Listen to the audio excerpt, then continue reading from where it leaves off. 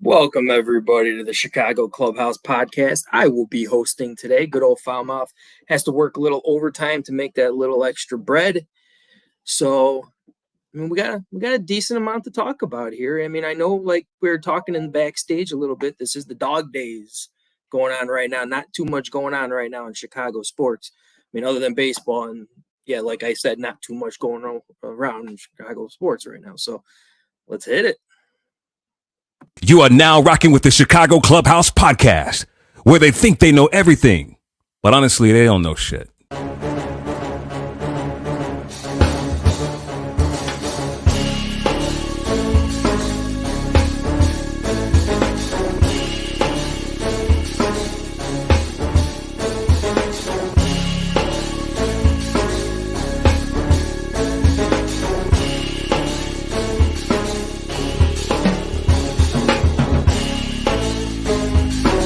These summer league games and they tell you about these new up-and-coming coaches. I think we should get rid of every motherfucking owner in Chicago. Enzo and Caruso, both when they are on the court, are like your defensive generals. But they need to get that strong safety who's not scared to hit somebody.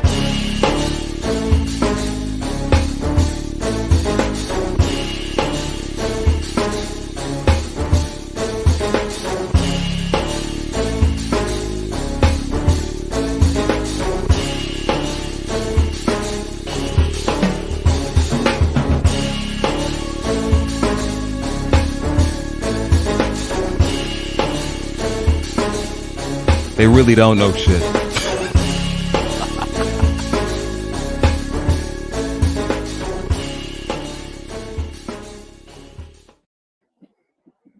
We think we know shit, but we really don't know shit.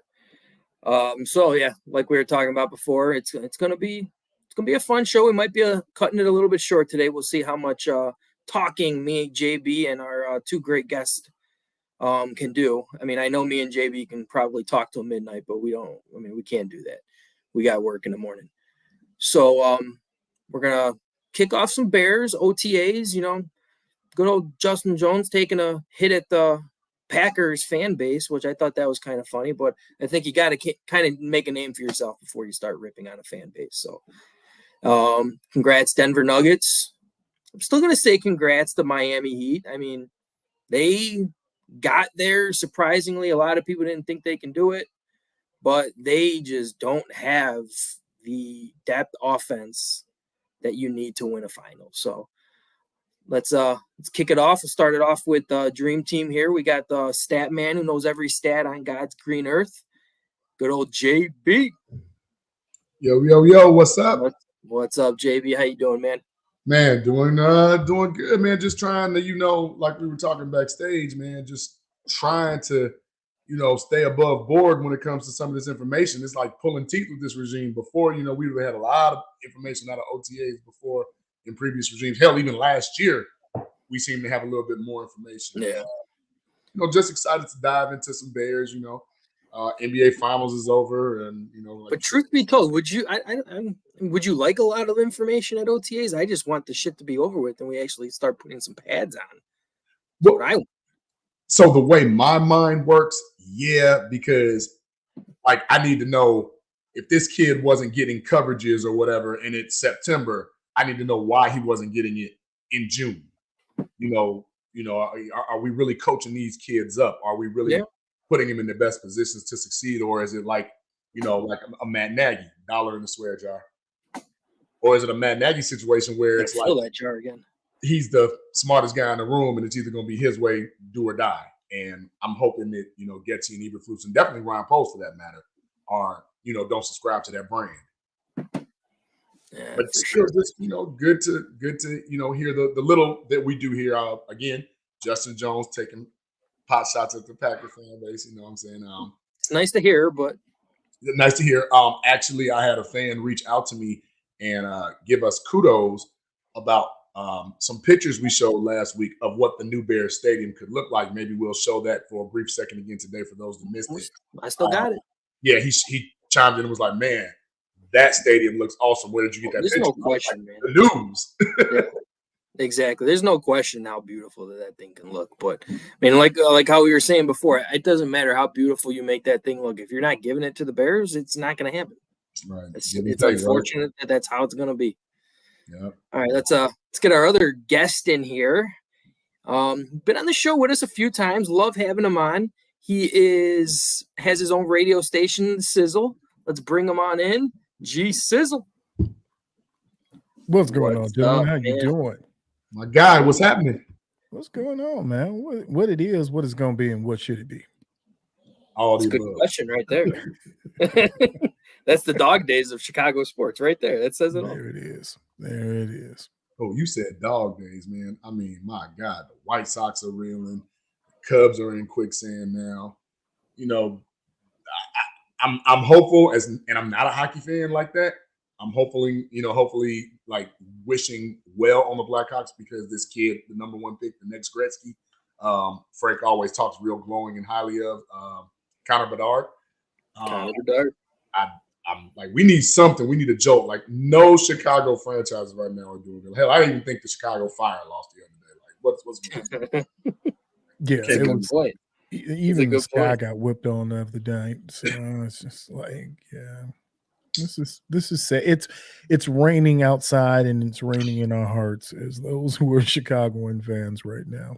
So it's one of those things. But hey, one of the good things is it was perfect attendance for the first day of mandatory minicamp. Yeah, that's true. Kudos to that. That doesn't happen often in Chicago, at least. Mm-hmm. Mm-hmm. And let me shout out real quick. Let me shout out Jalen Johnson and some of his comments about not wanting his contract to be a distraction and really wanting it to get done before the season starts. He also, though, is in between agents. So, I'm a little concerned, when Ryan Poles doesn't like to, work with you without an agent, then personal shots get taken. And, I'm a little nervous about that because I really do feel that we need to keep Jalen Johnson. I didn't hear you. Kind of got muted out right there. I was saying I really feel that we need to keep Jalen Johnson because he's been proven. Mm-hmm. Although the interception numbers aren't there. He's still a shutdown corner. The pass defenses, the locking down the field, making the quarterback go to the other side, it's still very valuable. I take you guys back to the game against the Packers. In the first half, he shut Devontae Adams completely out. He did. That kid breathed. Then, of course, like the Bears usually do, they got a little. Did it with Stephon Diggs and the Bills too. He held Stephon Diggs to only one catch. Mm-hmm. Well, my question is not so much the defense, and I know we always focus on the defense. I know we're going to talk about Chase Young later, and there's a lot that's going on defensively. But one of my questions is still, okay, I get it with Darnell Mooney. You be a little wise and cautious. But if Chase Claypool, right, he's sidelined with a soft tissue injury, is that a cause for concern that he's injured already? Right now, he's injured. Yeah. I think I'd be a lot more nervous if we were in training camp than, just going through this type stuff right now because you would hope he was working out a lot. And from what I was told, he was working out a lot with Justin Fields in the offseason too. So it is a scare, especially when you're playing on a shitty ass field like Soldier Field. The grass of Soldier Field. I'm at that point now where you're looking at, and shout out to Jay Sizzle. We had this conversation this past weekend on the show. We were talking, and we weren't even talking about Justin Fields, but somehow it rolled back into Justin Fields. As it should. And he says that, Justin Fields has proved nothing and that he doesn't believe that he is the heir apparent for the job. I said, okay, all right. So with all that said, I said, well, so Jay, if he meets all the benchmarks and the offense comes together, and I think they have one of the best running back rooms in the Central. That's my belief.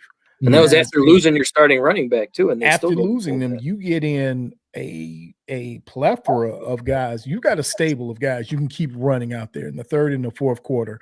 You can run some fresh bodies out there. But the question is, can Justin get on page with his receivers? And I'm under the impression that this OTA and that the training camp will show you exactly how much he's improved. But again, I'm still leery about where Chase Claypool stands in the greater scheme of this. I'd like to think he's an ultimate piece. He sure has the look of an ultimate piece, but is he that guy that's going to provide something for Justin moving down the line? So let me answer your first question first. Mm-hmm. With the soft tissue injury with Chase Young. If it was middle of the season and it's cold in Chicago, I'd be concerned. Yeah. Mm-hmm. But Good because call. it's not even hot here or in Washington right now.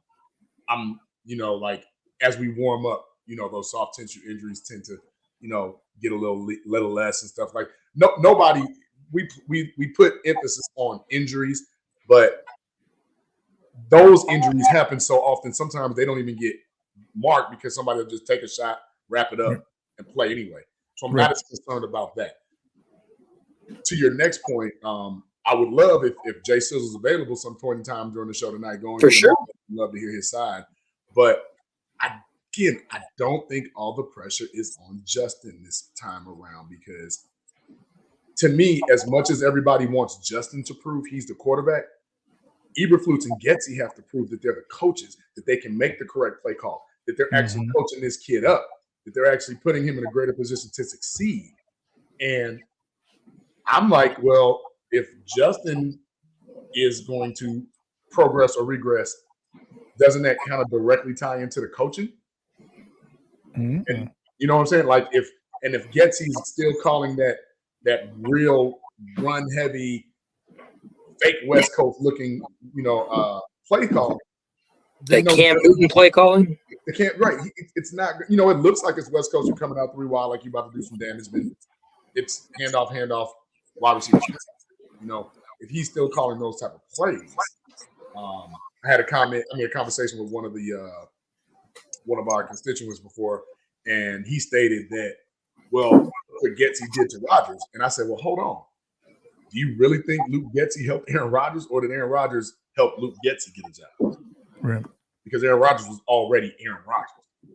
There's a lot of quarterbacks who got people jobs and they have failed miserably. Yes, and I do not want this to be one, but I think we just need to pump we're not we as in us, but I think we as fans need to pump the brakes and put all the pressure on Justin when we got an unproven coaching staff as well. You said it right on the money right there, man. And I'm going to piggyback. I'd love to have him on the show too. We always liked it. We'll share shout outs to him now. Not Stephen A. Smith. Fuck Stephen A. Smith. Sorry. From Undisputed, with them breaking up, Shannon Sharp leaving and all. Debates. That's what we like to do here, man. We keep it calm, we keep it cool. We even get in debates on here every once in a while. It never gets crazy. But to say has he proved anything? You can't say he hasn't proved anything. The offense that he was able to produce, and I don't care what people say about his arm. You can say it still with his arm too, with the weapons and everything. That he had nothing on offense. He had absolutely nothing on offense, and he still went through a stretch of 7 games where he was averaging 30 points. But see, that's the thing. I cringe when we say he had nothing on offense because to me, nothing means what Lamar Jackson had been dealing with post his MVP, where we were his wide receivers. You know what I'm saying? That's nothing.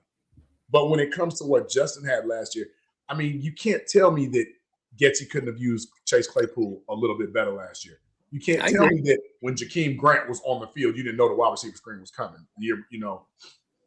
Things like that the year before that would be you think about what they did the year before, and then when you see it, like the old curl flat, when you see that play called on the field, you're like, here we go again. Because it's the old Tecmo Bowl, they got 4 plays, they just mix it up. And it's like, I do not want Bears fans to get caught up in the fucking Easy thinks he could have been the number 1 receiver for the Bears. Easy, I would have loved to see you try to get off the line of scrimmage. You know, I'd it's love to just see like, him try to get off the line of scrimmage. yeah, But no. absolutely. It's absolutely. But the thing is, If there's anything that proved us on offense, and I mean, I still like him, and I hope we try to work out a contract with him. Darnell Mooney's not a number one receiver, and that was proven this year. Like, I mean, he's not. He to me, where he is right now is where he is going to be the most deadly, a slot receiver, because that's what he should be coming off right now, as a slot to go along with our other two. I mean, we're hoping Chase Claypool is going to be a stud. We'll see. I mean, from what I hear, he did have a very productive offseason and gaining a lot of muscle and everything, but I don't care. You got to catch the ball and run fucking routes. It's all I care about. So if you say Darnell Mooney's not a number one, and I'm not debating you on that, but Darnell Mooney was like the only bright spot we had in the receiving room last year. But he did drop a lot too. He did drop. Everybody dropped it. I'm not going to say he dropped a lot. He dropped it at unopportune times. Yes, that's a good point. You know, like the Washington game, like you throw him that ball 9 more times, that's a catch and a touchdown. You know, but my point goes back to, if you all go back and watch the Jets game, just the type of play calling he did with Trevor Siemian. Although the run balance was a little bit tilted towards the pass than the run, look at the type of plays that he was calling for Trevor Siemian. He didn't really call those type of plays for Justin. Yeah. And remember, Chase Claypool kind of came out and was like, dude, am I wasting my time here? Like, the playbook's not that complicated. It's only so many routes I'm going to run. Jeremy's got a good point right here, by the way. You guys can say what you want. Say what you want, but I agree with what Jeremy just said right there. Komet had a better year than Mooney did, I feel like. Yeah, Mooney played like 7 games. Of course he had a better year. Well, yeah. I mean, we can't really say he had a productive year, though. He only played 7 games. He was injured. He got hurt. We don't know what he did. Everybody got injured. I think Komet did Komet even miss a game? Komet was like the only person, like, and if we're saying a receiving core who did not miss a game. So let me ask you this: who was Justin's deep threat in the last 2 years? Oh, that was Mooney. Actually, it was Mooney. Yes, I agree with that. But it was also Now you're about to rack your brain, because if you say Allen Robinson, I'm gonna cut you off. No, it's not Allen Robinson. I'm not that stupid. I didn't. Well, no, I mean, you don't have any other. I mean, you could go to. It wasn't Velus Jones either. I almost said Amon Ra, but you talking about EQ? No, I'm talking about the guy. I'm talking about the guy who dropped all the passes this year. Why can I not remember his name all of a sudden? About Dante Pettis? Pettis had literally 9 or 10 passes beyond 30 yards. Caught maybe 3 of them, but it was because he ran a bad route. Just didn't have the speed. But again, St. Brown actually, Jeremy had a good one too. St. Brown had a defender says he ran a bad route. I read the route. I jumped the route. And he pretty much said he ran a bad route because he's a bad receiver. That, to me, that's disturbing, and that's not on Justin. Justin could make better receivers. That's not on Justin. So when you have the one guy that can really run routes, I'm gonna be honest with you, and this is not a fair comparison. I'm not even trying to say they're in the same stratosphere. But if you know you have a 6'5" receiver that runs a 4.3 and has a 40-inch vertical, just throw the ball up sometimes and let him go get the ball. Yeah. Right. We didn't do that under. We didn't do it enough. But in the Jets game, Trevor Siemian did it. Mm-hmm. See, that's my question when it comes to Claypool, and I'm not disparaging, and I'm not saying that Chase is not a good receiver. I'm saying there's something wrong. There's a disconnect somewhere. It's the plug isn't in the wall. You can see that it's there, but what is it that's missing that's not there? And I'm asking this as a fan. What am I missing when it comes to Chase Claypool? Is it just the play calling, or is it the fact that maybe he's not as good as he thinks he is? Which is hard to believe. Someone who went to Notre Dame just forgot how to become a wide receiver at some point. I would say no, because he had his rookie year 9 touchdowns receiving and 2 on, I think, jet sweeps. So, I mean, to have 11 touchdowns your rookie year with an aging Ben Roethlisberger, then come here with some young guns, and all of a sudden you can't play football anymore. Like, and I mean, you can't even really. I mean, he wasn't getting the ball thrown to him. I mean, that's how I kind of felt. Like I think when the season ended, like his stat was like he was maybe out there. I think it was for 18% of passing plays. Yeah, he was out there more on blocking plays. 18% of passing plays. I was just like, I don't get it. Are you like, I mean, I do believe in the tank. They totally did tank this year. I don't care what people think about that. But I mean, did you just be like, well, I don't want people to see what Chase Claypool can do. I know what he can do. I'm just going to throw him out there to block until next year when we're ready to actually start running.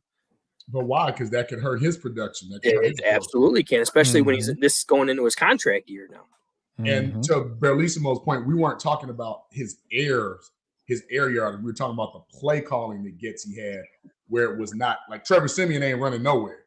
So he wasn't calling run plays for Trevor Siemian to run out. We were talking about the way that he was getting the ball out quick on. What was the one play we said? We never see a slant. Trevor Siemian. That'd be a good play. Yeah. We saw some slants and some outs. That's what we're talking about, Bellissimo, as far as the type of play calling that you're getting. Yeah, okay, so I'm looking at what Bellissimo was saying, and I get it. I do get it. And that was one of when I talked to Jay Sizzle this past Saturday, one of the discussions we had was that when Trevor Siemian was there, he was able to do things with the offense that Justin wasn't able to do. And the argument then became, what do you mean he wasn't able to do? I said, and again, JB, one of the bumpers for our show is the exact thing you just said about play calling. How was the game called, and why was it called different from one player than for the other? And that is the question. And right now, I think that all ties in with Claypool.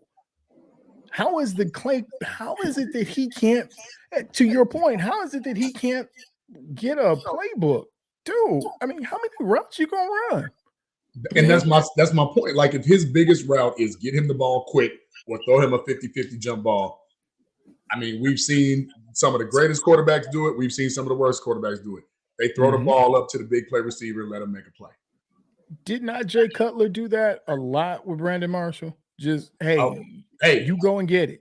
Double coverage. And he went and got it.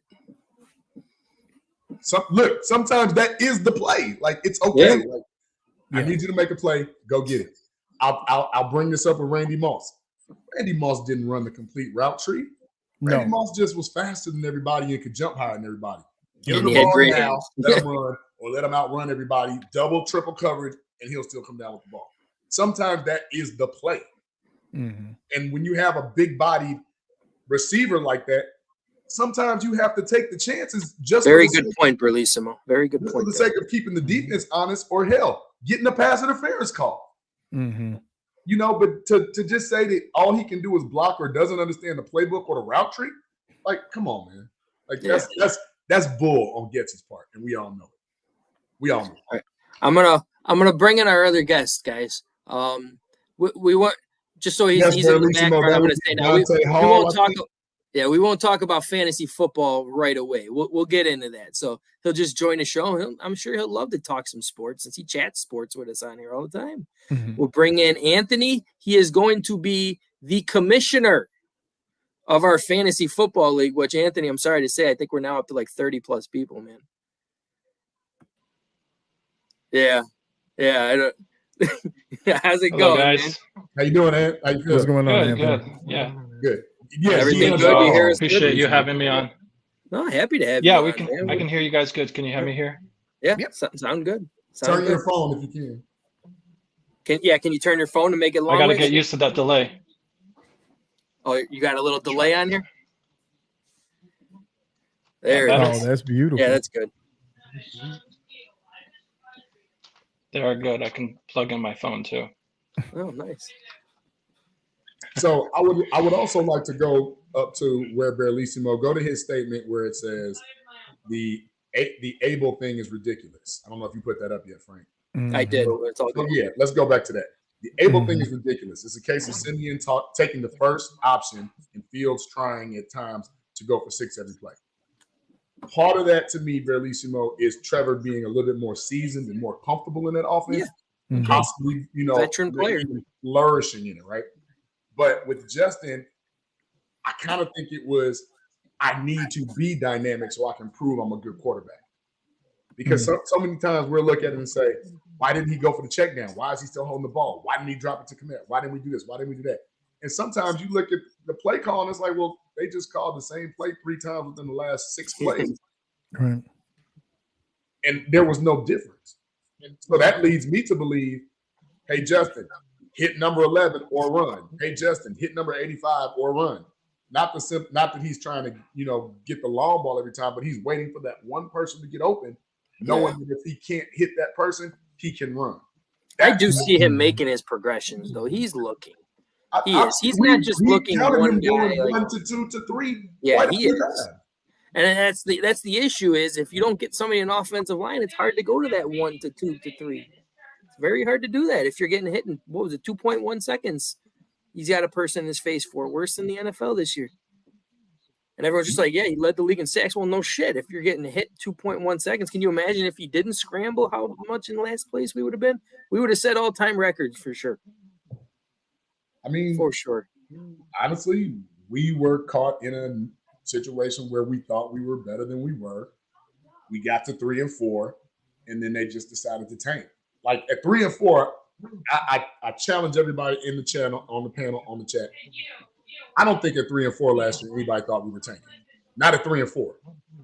I think the Bears they expected themselves to be a lot worse, and they were playing a lot better than they thought. So then they traded every asset or every good player that they possibly had to make sure that you were sealing that last place. Mm-hmm. And thank you, Lovey. Statue should be built. That first thing that goes up in Arlington right there. Lovey Smith statue. Hold on. But again, you saw the evolution of Justin during that stretch right after they made all those trades. You saw him take the step in the run game that we don't necessarily want him to have. Like I said, I'm on record. Love Cam Newton. Don't want Justin to be Cam Newton. Not at all. Not at all. We don't want him to be RG3. Cam Newton. Yeah, because Justin, hopefully he's learning how to slide a little bit better, get out of bounds a little bit more. But sometimes he was taking hits that he didn't need to take.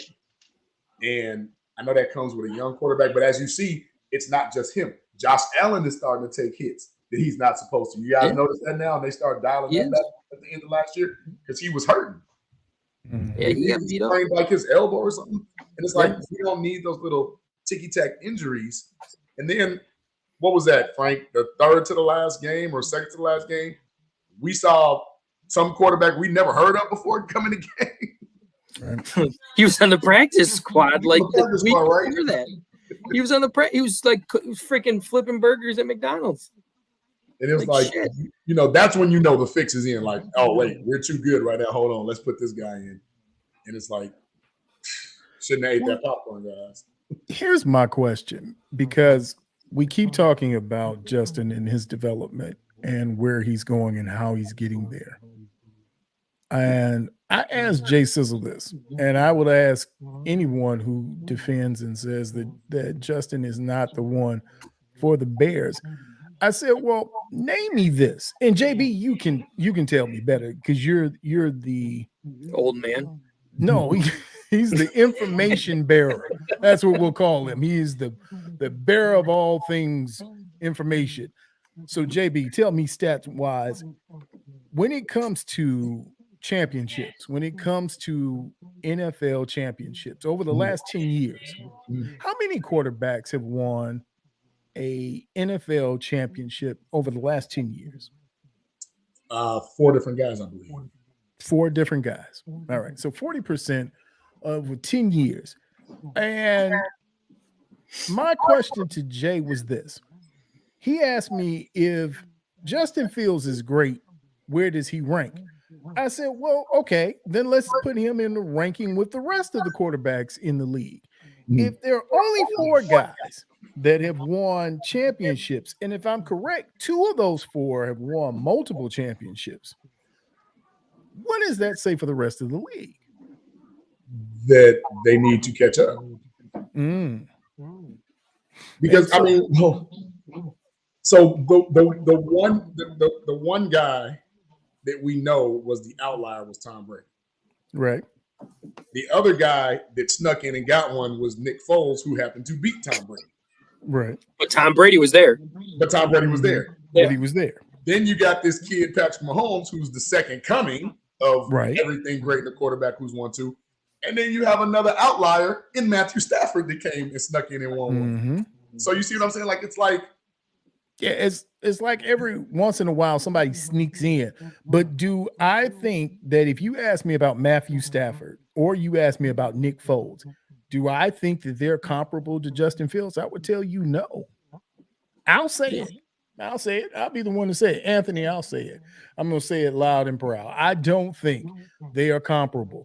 But I will say this. When you have a Tom Brady and a Patrick Mahomes, it might be a little hard to shine. It might, a little shine might go somewhere else. But the point of the matter is you're saying that Justin isn't good because he doesn't compare to Patrick and to Tom Brady. Well, if that's the case, then nobody else in the league does either. Because there have only been, 4 quarterbacks who won Super Bowl. So that means for the rest of these, I feel like I'm missing somebody. But I know it's those 4 for sure, but I feel like I'm missing somebody that snuck in there like around 2015, 2016. I feel like somebody snuck in there. Google. It might be 5. Oh, you know. Yeah. I'm just saying. But to your point, it's not that many. So out of 32 teams, we can say 27 of them got it right, possibly. At least at that point in time, they got it right once. Like I saw a picture earlier today, a meme where it had what was that, the 08 class, or was that what year did Derrick Rose get drafted? Was that 08 or was that 07? I'm trying to remember. But it was that class where it was Chris Paul. Year 09, right? I believe 08, 09? Okay. Somewhere in there. So the caption has out of these players, one has, out of all of these players, you missed Peyton Manning, by the way. That was Peyton the last Manning. one we're talking about. Somebody like in like 2014 or something. Yeah. I knew it was one. I'm about to say, I'm thinking it's one more person. I couldn't place his face. And then after that was Russell Wilson with Seattle. Or before that. Before that. But that was outside of the 10 years. That's outside of that 10-year frame. Okay. Right. I was just thinking of the 10. So on this picture, there's Russell Westbrook, it's Chris Paul, it's John Wall, it's Steph Curry, and it's Derrick Rose, right? And out of all of them, it says, well, there's 6 titles in between all these cats. And you look, you're like, wait, none of them. Oh, it was only Steph. It was only Steph out of those. And sometimes you get one of those great outliers. And I'm saying this, I know for some people it might be confusing, but I'm saying this to say this. There is no way at this point you can give an accurate accounting of what Justin is, because I don't think Justin knows what Justin is at this point.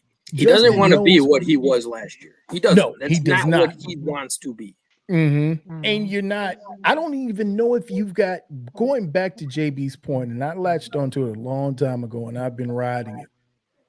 I don't know if this is the offensive coordinating staff that's going to take him to that next level where he can grow and develop. Because the question is, if you did that to him last year, and I know you were throwing games. Okay, I won't say throwing games. I will say that you tried very hard not to win games. How about that? I don't. Yeah, that's like a nicer PG version of saying you're throwing games. Yeah, it was. I just didn't want. I didn't want no problems with nobody. I just didn't want no smoke with nobody. But I'm just saying, man. When it comes to I get tired of hearing this Justin conversation, because you haven't even seen the young man really play yet. I mean, he's one of those ones, he just left Ohio State and forgot how to play, right? He left Georgia, left Ohio State. He forgot how to play altogether. He just has no idea. He just sucks. I think it's fair to say once they traded away all their valuable assets and Roschon Smith and everything else, it was pretty much sink or swim time for him. And it was just, he didn't sink. No, he didn't. He floated. He wasn't always floating, the way we wanted him to, but he performed well, and he damn near swam back to shore. I thought he played very, very well. The thing that drives me crazy is when people talk about how he's not a good deep ball thrower. It's one of the most accurate deep ball throwers in the NFL. You never watched any of his college ball. No, even in the NFL, he was one of the most accurate ones. Mm-hmm. Right. That one, there's a pass to Pettis, one of Pettis's only 2 touchdowns, where he dotted him in the back corner, and it was like a 40, 50-yard back shoulder, throw. beautiful throw. Mm-hmm. Correct. It's like he has the ability to do it, so there's no doubt about that. Give him more quality weapons. Right. Yeah. Let's see what happens. Anybody that says Justin can't do it, I urge them to go back last year, not this past season before last, against the Steelers, the 292 yards. Yeah. He was one drop pass away from having over 300 yards for the first time in his career, and he was just eating the Steelers' defense up, which is one of the. And that was a good defense. Like, let's not act like he can't do it. Now, am I saying we want him to go throw the ball 40 times? I'm not saying that. Right. I am an old school guy. I do like the run game. I do like balance. But if he crept up and threw the ball 25, 28, 29, 30 times consistently over a couple of games, I would not be mad. But I want to go back up to what Berlissimo said. What's happening, Mike? I want to go back up to what Berlissimo said. He said Stafford and Foles won rings because their defense on their teams mostly. I can give you Stafford because, hell, he's got Aaron Donald and he had Von Miller. So that's what that is. But if I'm not mistaken, didn't Foles kind of outshine Tom Brady and had almost 400 yards? He had a great game. He threw 3 and caught 1. Yeah. Right? Yeah. So I'm not going to say that Foles didn't, that the defense won that game. Foles kind of had his hand in that. So I'm gonna challenge Berlissimo to give Foles a little credit. Not saying that he's a quarterback that we wanted to have when we got him. I'm just saying I'm gonna give credit where credit's due. Just like how Eli spoke up against the Patriots, I'm gonna give Foles. Not to mention, Foles won Super Bowl MVP. Right. Yeah, you're not winning an MVP if you didn't outshine Tom Brady. You didn't win. Trent Dilfer damn sure didn't win an MVP. No, he did not. He won a ring though, but yeah, definitely not MVP. I have to say though that I think just real quick. Yeah, Anthony. I think the only thing that I think all of us would have liked to have seen last season with Fields at one point, and he came close to doing it, was a comeback win. Drive the length of the field and come back and win. I think that was the only thing where we're just like, man, if we could have seen more of that. I'm ready to comment on that one. Yeah, I'm about to say, go ahead, Frank. I'm ready to comment on that one. You're gonna bring because up I looked this shit up too. Okay. I looked this shit up. He had 4 games where it came down to the last 2 drives where he could have took the lead and possibly won the game. Mm-hmm. All 4 games, not one of your good receivers were out on the field on that last drive, which explains to me that they did not want to win that game. Because when Chase Claypool wasn't your number 1 receiver, and I don't have any issues with St. Brown because he's a great blocking type receiver, and he's a good receiver too. I'm not dissing him on that, but he was your number 1 receiver. Pettis was your number 2 receiver. Those were your 2 top receivers when you were going in for game-winning drives. And that was the thing. The defense saw that. So they weren't even freaking running anything. They just put 6 guys in the box, and they were hovering around there wanting Justin Fields to run the ball. They just weren't going to let him run the ball. I agree. And I want to say, see, Frank, I thought the 2 games I was thinking about, one was the Washington game with the Mooney, the Mooney drop, right? That was a comeback win. And the other one was St. Brown one, too, was a drop. Yeah, but see, I forgot about that one because I was stuck on the Smith-Marset one against the Vikings where he got stripped, where he got stripped. And then he was cut the next day. That one just stuck in my mind. That Washington one stuck in my mind. That's why I knew you were going with the Washington one, Frank, because Mooney 9 times out of 10, he makes that catch. Yes. Mm-hmm.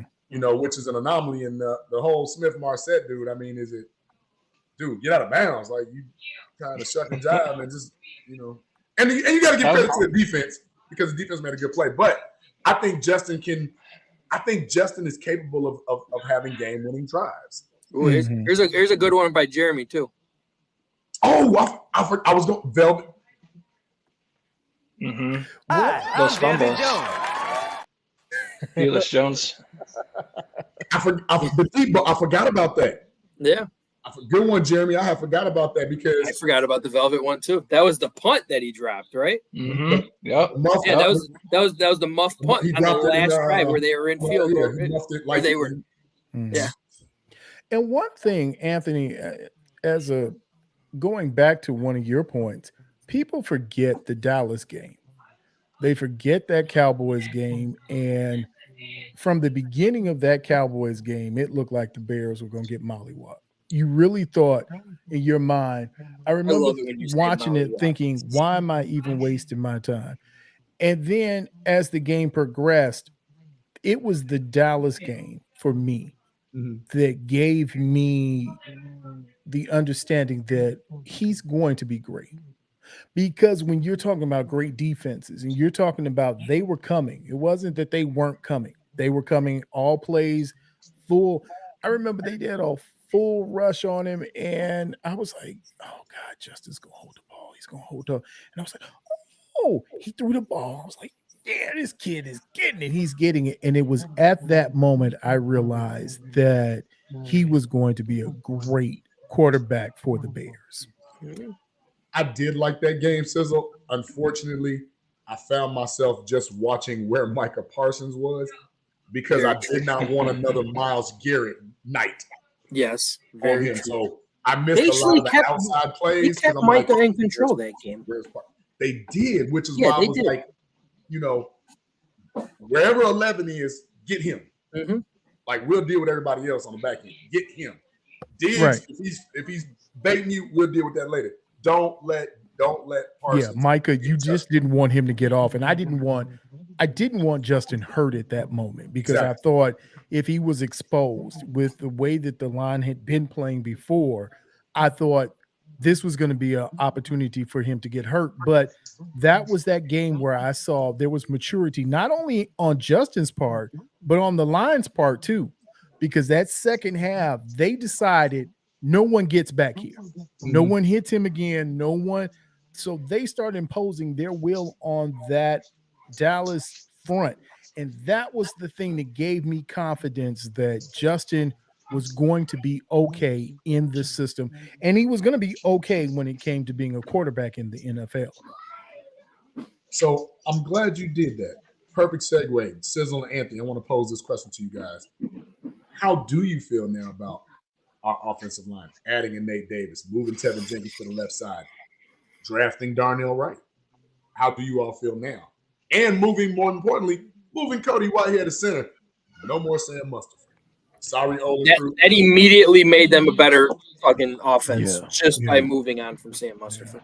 You know how I felt about Sam Mustipher. Yeah, same way we all felt about Sam Mustipher. I wanted no more Musty Mustipher. I was tired of it. I'd had my fill of it. But Anthony, I'll let you go ahead and start it off because I have some specific thoughts, but I know how I feel about it.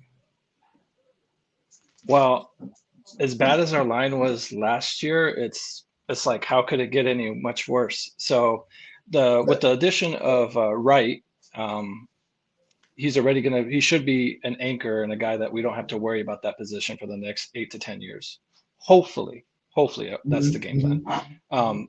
But I don't mind Whitehair playing center too much, considering I think he made the Pro Bowl as a center.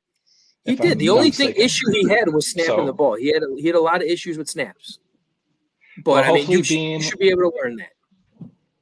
Correct. You're a veteran at this point now, and almost a double-digit year veteran. You should have worked that kink, hopefully. If not, hopefully the coaches could somehow get that going. But I heard it was between him and Lucas Patrick's. They were switching him out today. It's Whitehair. So it's Whitehair. Yeah, like I said, if it's Whitehair, Jenkins, Nate, and then Wright with Braxton, who's our Braxton. John. Yeah, I think that's a solid. I heard he gained 18 pounds in the off season from what I heard out of OTAs. 18 Pounds or pounds pounds of of muscle? solid muscle pounds from what we've heard. It was all muscle. So I'm really hoping that's true because you could easily say that shit. Now the 'Cause he key was thing getting bulldozed. I think is just staying healthy. I mean, that's the biggest thing. If these guys can stay healthy and not get rolled over on with blocking and stuff like that, then I think we should have a solid shot of having a good to decent season. Good. Be So competitive, if nothing else. Well, we talked about it when you came We were on the show, competitive last JB. year.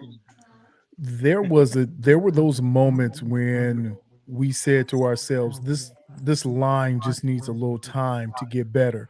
But one of the biggest things is you've got consistency now and you've got continuity on that front line.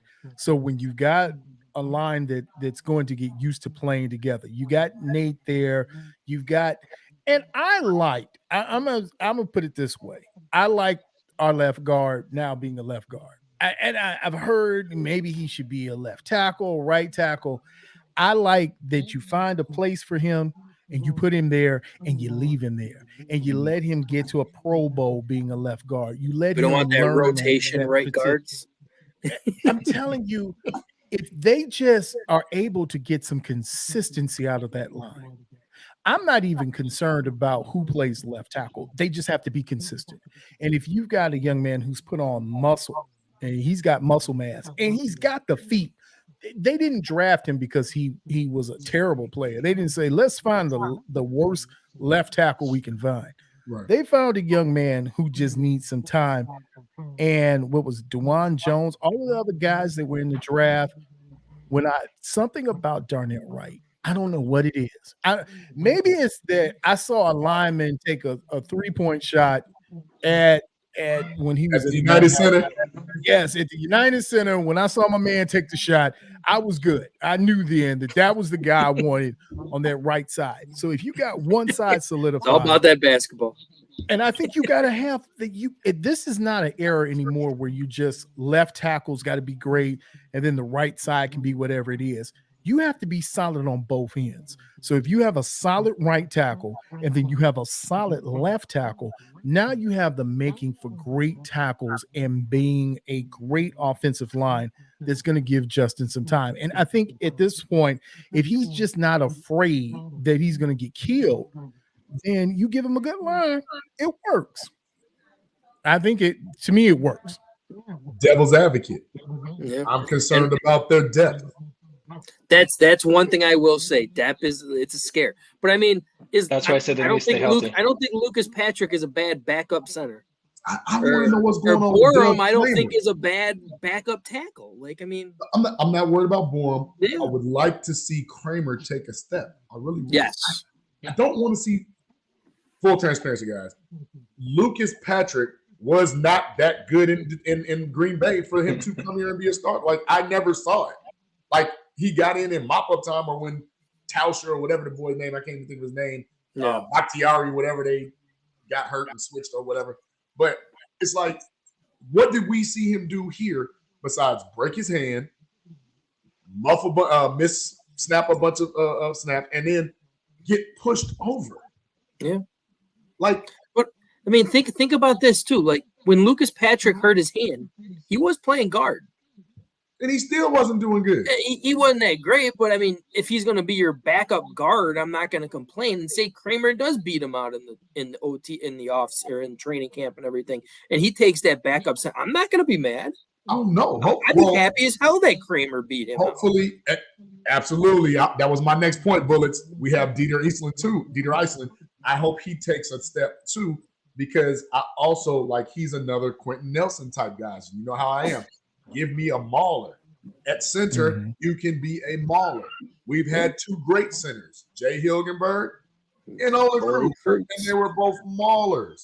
Mm-hmm. Very intelligent, very savvy, great line calls. Helped out the quarterback tremendously. Hopefully Cody can do that and bring that back. I just need, and then Alex Leatherwood, like what do we do with him? Like I need to make sure. I mean, he's not going to hurt you if he does get cut. So okay. I mean, he's not going to hurt us. But, yeah, but like I said, he's. I still look at it as if he's on the team, let's make something out of the kid. Right. Yeah. I like Jatari Carter. And maybe, I got a thing about my HBCU brothers. So when it comes to players, I'm looking at this kid and I'm like, he's got something. I He's don't a know when swing, he's though, ever, Sizzle. He's a swing. He's going to be a swing. he's going to be a swing. And okay, I'm cool with that. He's there. But my question is, what Alex Leatherwood, maybe I'm missing something. Again, maybe something's unplugged for me. I don't get it. I remember seeing him in college, and now I'm trying to figure out something's wrong. I don't know what it is. It's something that's missing. And maybe somebody can explain it on the panel. Somebody can tell me, even in the comments, somebody can tell me what is going on with Alex Leatherwood, because I thought Alex Leatherwood was better than what we've been presented. I'm gonna say one thing with Leatherwood, and it's what I've seen since he's honestly gotten drafted. And this happens to a lot of people when they go to the Raiders organization. Mm-hmm. He just lost his passion for the game. Mm-hmm. Like, I feel like there's no passion. Like, because I mean, you want those guys to go out and did anyone see Alex Leatherwood shooting at the United Center? No, he wasn't there. No. He wasn't there. There's no passion or love or anything for the game. I just don't see it. And people can honestly say that they don't think that's going to affect your play. You're wrong. Because if you don't love your job, I'm not going to say if you don't love your job, but if you don't enjoy what you do, you're not going to be really that good at it. Mm-hmm. Do you think he could have just peaked? Yeah. He's at his peak already? And he enjoyed his college life, man. Yeah. I mean, being from Alabama, yeah. Well, but that's the key, Anthony. You just hit the nail on the head. When he was drafted in the first round, do you all remember Nick Saban saying why? Yeah, yes. I do. Yes. Which that should have been a red flag for sure. That's all you need to know. But I remember him, and I remember watching him in the national title game, and I was like, Nick Saban must have made him look good in college. That kid probably schemed him out of trouble. Yeah. We wish we can scheme. Oh, you are a party pooper, JB. You were darn it. I'm so happy. I was looking for a realistic answer. Yeah, well, you know what? I apologize. Let me bring the morale back up. Okay. Darnell Wright. Yes, sir. Jalen Carter. Yes, right, sir. said that he was the hardest person he had to go against. That's a two-time national champion right there. Who's the other guy that we wanted? Everybody say his name. Who's the first round pick? Will Anderson. Will Anderson. Mr. Anderson. He was the toughest offensive lineman I've ever had to play against. That's your pick-me-up. Okay. Well, I feel a heck of a lot better now because I really, wow, I was feeling bad. I was really feeling bad. No. But now I feel better because I think you got somebody who will be on that right side for a long time. And dare I said it on the show, and anybody who wants to check the podcast, you can verify my receipts.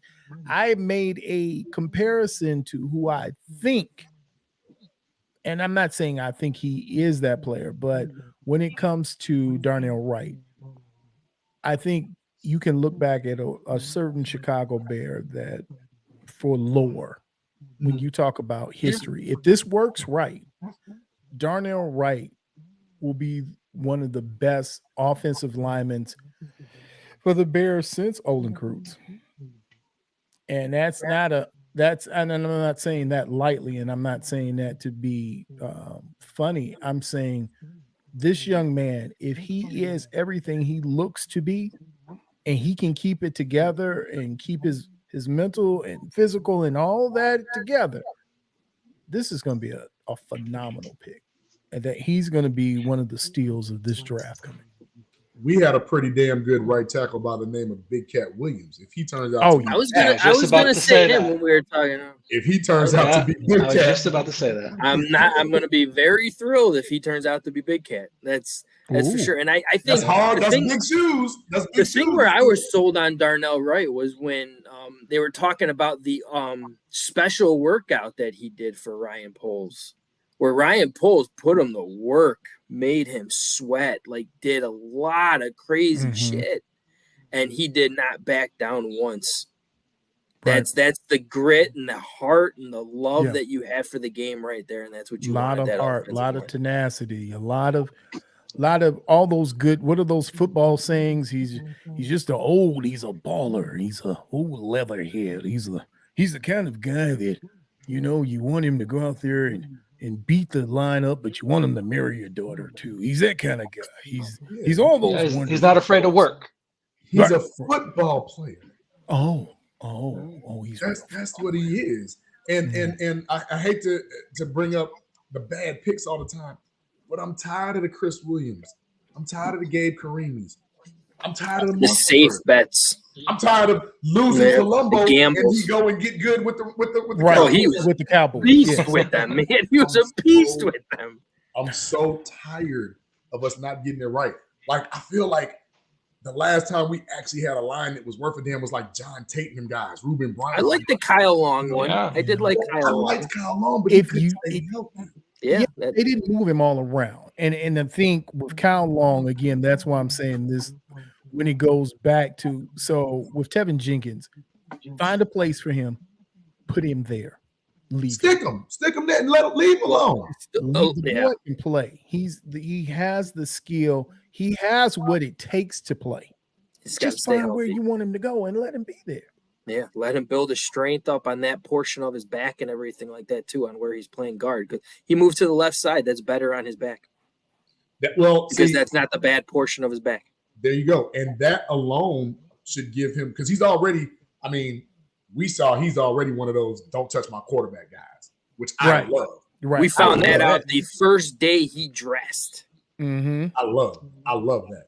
Yeah, and that's he got reprimanded too. He got reprimanded. Well, you know what? Shame on Eberflus for reprimanding him. No, that was crazy. Well, it was a football player. It was his teammate there. It was Carlos Leno Jr. That was a while back. That was he's not there anymore. No. That was the guy that came from Seattle. Yeah, I wish I could have. It wasn't Charles Leno Jr. It was no. Adaya or something like that. It was. We got right. an offensive tackle from Seattle. Right. Yeah, he was the Seattle kid. Right. You know what? He's not worth remembering his name. It's everybody in we the know chat. who Let he us is. know. Let us know his name, guys, in the chat. Bullets knows because Bullets knows everything, other than the fact that LeBron is better than Michael. It's the only thing he doesn't know. Yeah, not the time. Didn't he end up going to Atlanta? I believe so. Yeah, and he sucked there too. So yeah. Oh, I don't even think he made the opening day roster. I think he was cut. Yes. It's Affetti, right? Jeremy Affetti? Jeremy yes. Affetti. Thank you. Jerome Affetti. I knew it wasn't I. Couldn't remember how it went though. Yes. I kept thinking of Donajay, but I knew it wasn't him. Donajay was No, he was our defensive tackle. Yes, he was offended. That kid gets in, and he gets in the face of Jenkins, and Eberflus is just like, don't clap that up for that kid. Yeah. And hold on. Yeah. That's another thing that Bullets make is making a good point when he spoke to about what I said earlier. Eberflus is on the clock too, because guess what? Getting some of these refs faces for these late hits on these guys. That wasn't Eberflus. That was Nagy. I'm talking about that was Nagy. Eberflus. We didn't have this guy on the team. I'm talking about Eberflus getting on the referees for not. Oh, I thought you were still talking about Affetti. Okay. I said he's on the clock. He needs to start getting on these guys and hitting Justin late. Just trying to get a laugh out of here. You remember the one time we saw him get on the refs is at the halftime of the final game where we wanted them to fucking lose so we can solidify that number one pick, and he's getting on the refs saying, no, that's. I was like, shut up. I want them to get that one wrong. God damn it. He was like, no, we're going to win this game. We're going to win it, doggone it. And poor Lovey had to come in and say, well, you know what? We're going to help the Bears win. Lovey should get like a miracle, ambassadorship or something. I wish. And Sizzle, while you're here, what we're going to do is we're going to pay some bills real quick. Yes, sir. But when we come back, before I get on my rant about Eberflus and Getsy, you'll chime in. I want to get you all's predictions. We're going to put up the Bears schedule. We'd like your predictions. Frank? Yes, sir. Pay some bills. There was a time when high standards prevailed, when excellent craftsmanship was displayed and treated with the utmost importance. Acquire the crisp, refreshing taste of Moore's Beer. Moore's Beer. Raise your standards.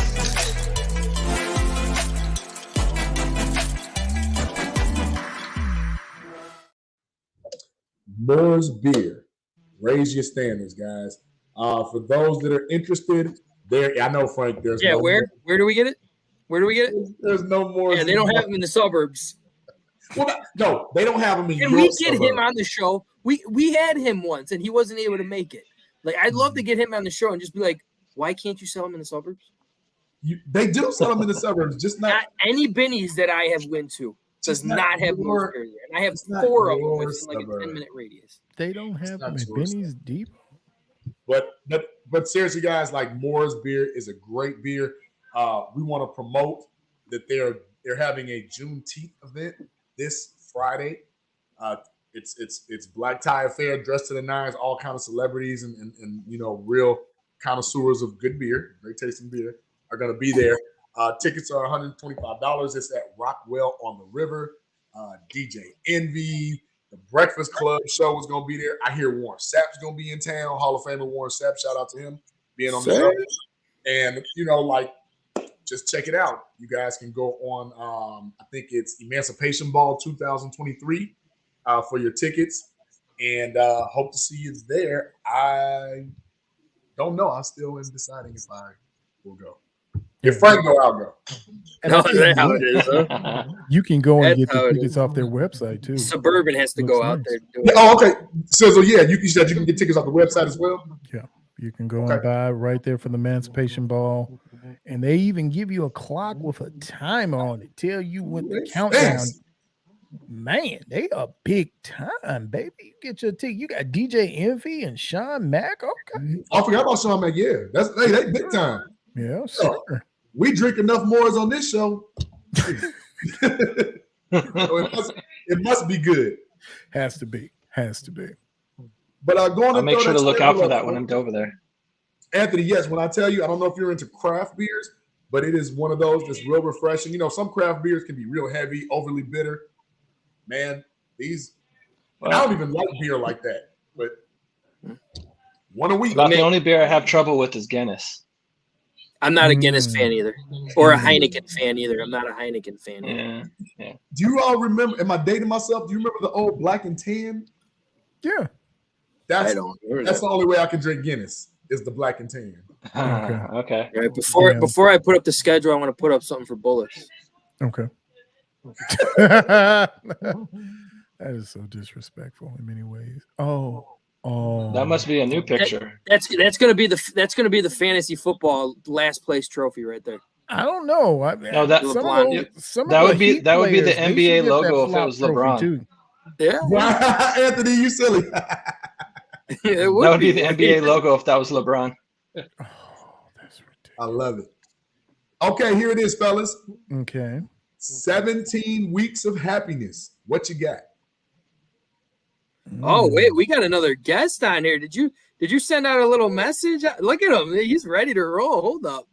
Oh, wait. Let me bring him in. G Sizzle, did you put out the name? Well, I had to give out the clarion call. I had to do hooty hoo to my brother in the bond. I had to go ahead and I said, look here, team, you're gonna have to get on here and tell some things. And you're gonna have I want you to introduce him then too. You introduce him. All right. Well, ladies and gentlemen, CCP land, everybody in the network, I would like for you to give a good warm welcome to my radio partner, my homie, my brother, my partner in crime. This is J Sizzle, J Thomas, J Sizzle of the Sizzle. He should be here and he will defend all of his Justin Fields shenanigans. That's what he's going to do. Yes, he's going to tell you about it. What's up, guys? What's going on, Welcome. Jay? Jay, what's happening? Man, I'm feeling good, man. I was trying to get on, and my computer went to the crapper just like this bear season's going to go, you know? This is what all right, so we were just talking about the schedule. We should put up the schedule for both of them to start off with, and then we'll go into it. Hey, Frank, you got to address Jeremy first. 350 Moore's locations, all built within the. What are you talking about, Jeremy? In other words, he said there's 350 locations where you can get some Moore's beer away from you. You're not looking hard enough, address, Frank. please. That's what he's saying. Send me the address, please, because I went to 3 Binnies out here. None of them had Moore's beer. Well, maybe they're having a Benny's revolt. I don't know. No, he just needs to come to the city. Oh, okay. All right. And I got him. All right. Well, Jay, look here, man. We're getting ready to talk about the Bears' schedule. And we don't want your tomfoolery or your foolery, Tom. So look at this schedule, sir, and give these people, and remember. Just give us a win-loss each game. Yeah, game by game, win-loss. All right, let's take a look. Are we counting preseason here at all? No, sir. No. Just those 17 weeks of bliss right there. All right, so we got what we started off with, the Bears Buccaneers. Is that where we're at? Can you see it? Let me go back and let me take a look. Oh, there it is, right there. All right, so we got a rousing loss up here against Green Bay on September 10th. They're going down there. Tampa Bay, they're going down. Kansas City, do we need to talk about that? No, we know they're done there. Yeah. All right. Now let's look at Denver, right? We got what type of Russell are we going to get up at Denver? I think it's going to be enough to beat the Bears. Here's the problem with the Bears that I see all the way down the line. The place where they need to be strong at, they're not. And that's that defensive line. We got to wait and see what's going to happen up front because we've got rid of Roquan Smith. We got rid of Roquan, right? So we got 2 for the price of 1 at the linebackers. But is that going to be enough to back up this defensive line right now? I don't know until we see what happens in these camps, guys. I mean, you look at this right now and tell me where you see a win. I actually have the first game. I actually have a win because yes, I do too. I think we're going to catch Green Bay sleeping, and week 2, I think Baker is going to Baker. Yeah, well, I cannot give Baker to beat us. I don't care. It's Baker. Justin Jones just poked the bear up there at Green Bay. They're going to be ready up there. You know, he's talking about that fan base. They don't need any more bulletin board fodder up there. Why go and poke the bear? You could have just snuck up there. Aaron Rodgers isn't there anymore, but no, we got to go up there and go kick them in the shins. I actually agree with you on that one because I actually say, Justin Jones, you haven't proved a goddamn thing to me to go up there and be able to attack Green Bay. Absolutely. You haven't. I still won't say they're sleeping because I think Jordan Love is the next toilet bowl waiting to happen. That dude is going to be a flushing Mr. Hanky down the toilet. He's going to Mr. Hanky the poop. Oh wow. Hey, fuck, man, I don't know where that's coming from, but carry on, Jay Sizzle, carry on. All right, so we're gonna look at Denver. I mean, you look at the Denver situation. Is it a possibility? There all depends which Russell they're going to get. Now, Washington is interesting because I'm waiting to see if we're going to get a defensive end that might fall the Chicago Bears way. That might be about that a little bit. We're gonna talk about that. That'll help flip that a lot. I'm looking at Minnesota, the Vikings. I don't know with the Bears, the way that the Bears play. It all depends about this offensive line. Can the young guys up front, the two tackles on the end, can they hold up? Can our left tackle finally stop a bull rush? That's our biggest problem right there. Because if he can't, Justin Fields, I'm telling you right now, if Justin Fields, who holds the ball longer than any quarterback in the NFL, if this left tackle cannot take care of him on the backside and they don't send help over there, this going to be a long and quick season for Justin Fields. You know, and if we lose Justin Fields, have you looked at our quarterback room? Have you seen that quarterback room? There's no help there. So I like our backup. PJ Walker. I like PJ Walker. You like PJ Walker. Please I think expound he has a on good that. Backup. He's not a starter, but he is a good backup. So if Justin Fields goes down, we got to put him in. I trust him more than Simeon that we had last year. It's still, I mean, it's such a departure from our 1,000-yard rushing. Oh, yeah, he's a quarterback. I thought he'd be a running back. Our 1,000-yard rusher that we had back there. So none of these quarterbacks match up to what Justin Fields can do.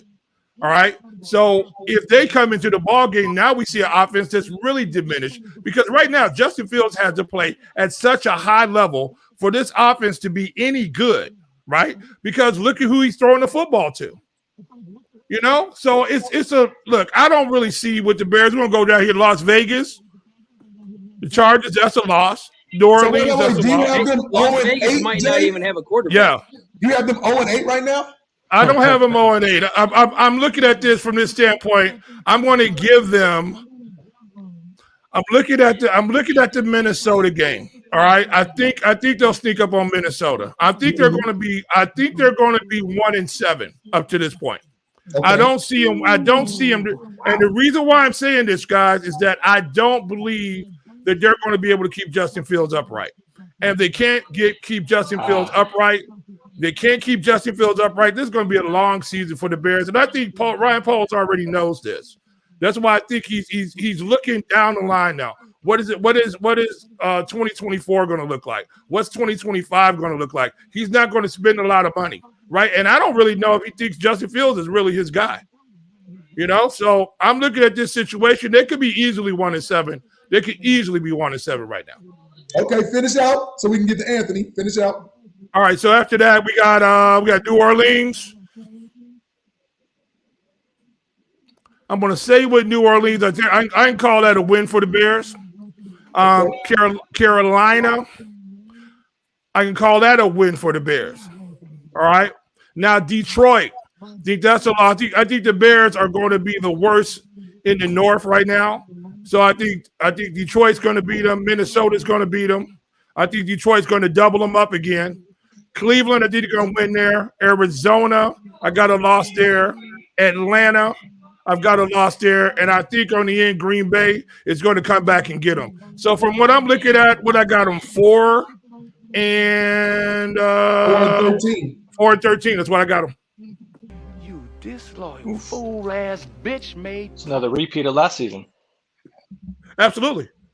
I don't see them any. I mean, damn, no improvement at all then. No, where are they absolutely any better except for the offensive line, supposedly at this? The defense. The entire defense is better than what we had last year. Maybe the So we're going to go. Too. I mean, receivers too, way better than last year. Well, you got line is way better than last year. You got Velus Jenkins and St. Brown. They're going to be fighting for a spot. You saw what Claypool gave you last year. Do we believe all of a sudden he's going to be that guy now? If they throw him the ball, he could be. That's well. And the problem is with our quarterback, and I call him our quarterback. This guy holds onto the ball longer than any other quarterback in the NFL. If this guy cannot throw into tight windows when he needs to, it's going to be a long season. I just don't think we got the guy who can deliver them the football. I believe quarterbacks make the wide receivers more than the wide receivers make the quarterbacks.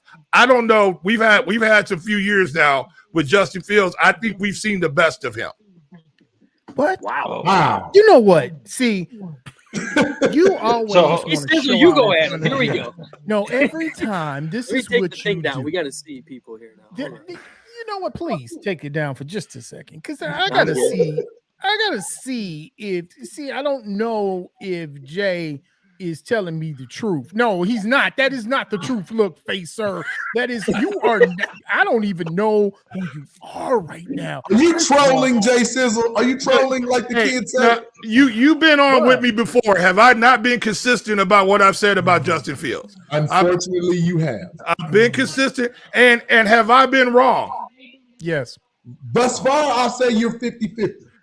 I'll take it. You know, I'm playing roulette like the Bears are doing right now. They're playing roulette with their quarterback situation going on right now. Look, I don't like 1,000-yard rusher at quarterback. I just don't.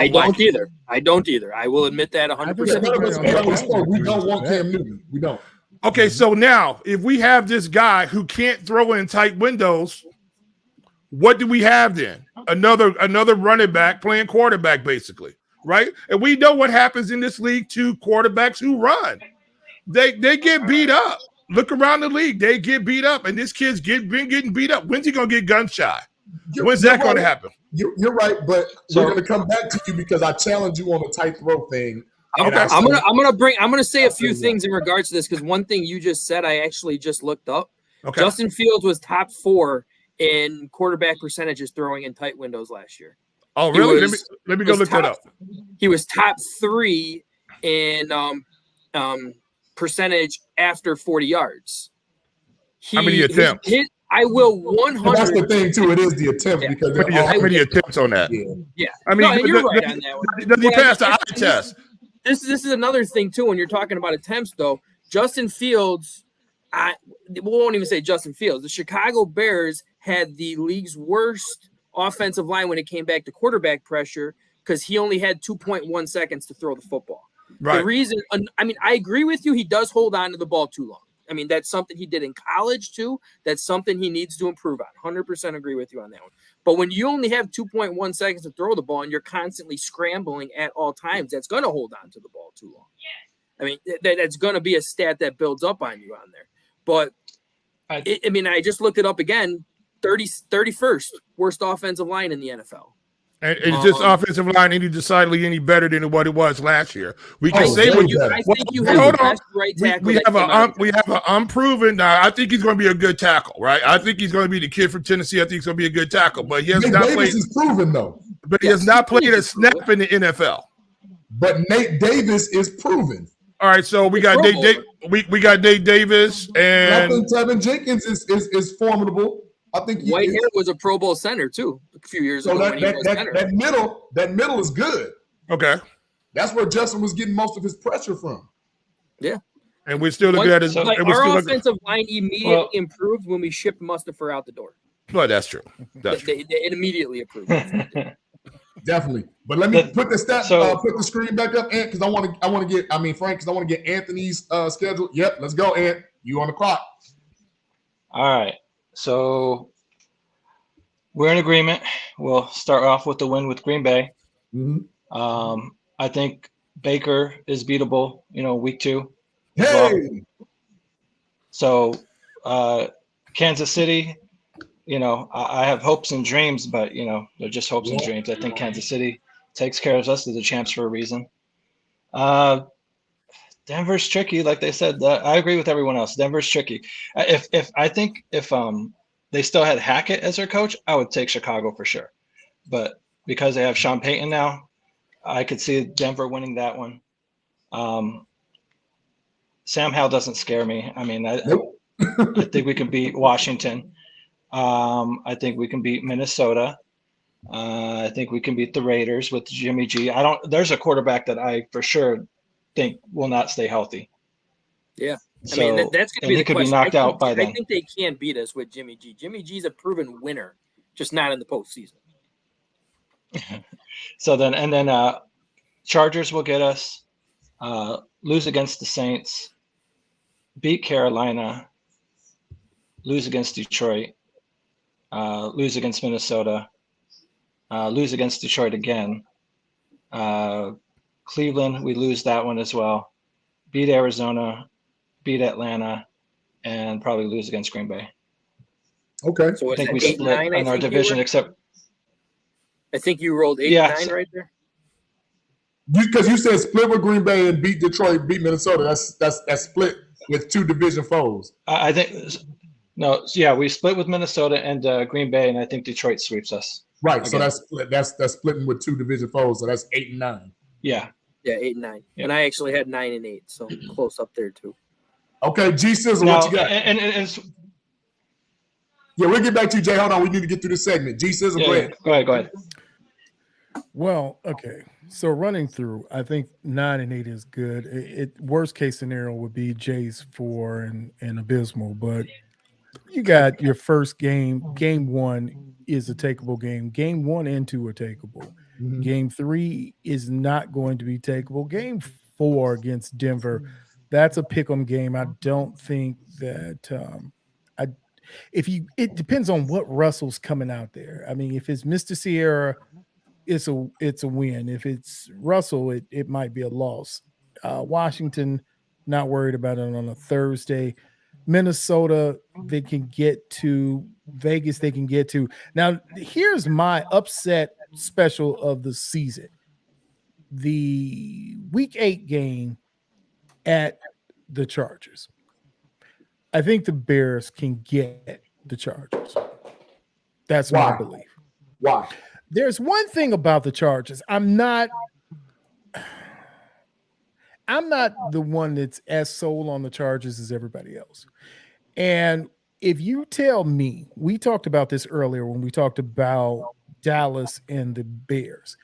If the Bears can hang with one of the worst teams in the league, if they can hang with Dallas, then they surely can hang with the Chargers. But I'll just give it as my upset because right behind that, you're going to say it can't be an upset if it's going to happen twice. I think you got to win at the Chargers and you get a win at New Orleans. Carolina could be your slide because I think you underestimate what Carolina could bring. You could take a loss. They're going to split one of those Detroit games, split again one of the Minnesota games. Cleveland could be a slobber knocker. If they are healthy and their defense is right, the two teams that you have to be careful with on the schedule with their defense is Washington and Cleveland, because Washington's front is formidable. Cleveland's ends are quite formidable, and they almost killed Justin 2 years ago. Arizona's a win. Atlanta's a win. And I will say this, for the first time, is it in my lifetime? Wow, I don't know.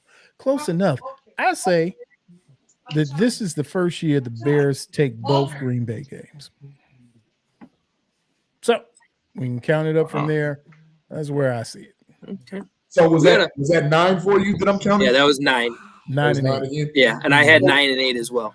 So we have a couple. We have a couple of chat. We have a couple questions in the chat for Jay Sizzle, of course. So, I mean, we got quite a few. Let's try to get through as much as we can. Go ahead, fire them off. Let's go. Let me move up a little bit because there was a decent amount. Hold on. Let's see. It's fine. Now I will say here's a good. I think I'm being real optimistic with that schedule. Jay Sizzle. Yes, sir. Number 1 wide receiver on the Bears roster for 2022 that would start, who would sniff a starting position on any other team. Oh, that's easy. That's real easy. I mean, we know it's not going to be Chase Claypool, right? We know it's not going to be, and we think it's going to be Darnell Mooney. It's not going to be him either, right? So the only way he's got a really good shot is DJ Moore. No, he's talking about 2022, so last year. From last year. Yeah, for his past year. Because that's what he's saying. He was like, when Justin Fields had a hard time throwing the football, he's basically saying, name me a receiver that he was throwing to. Oh, I mean, you would probably think Claypool was probably the best out of that group. But the whole issue is you still got to be able to put the ball in places where guys can catch the ball in tight windows. Though you did bring up a stat beforehand about that where Justin Fields was throwing the football and that he was throwing the ball in tight windows. But you look in his precision, in his percentage of completion, he ranks down around 32nd.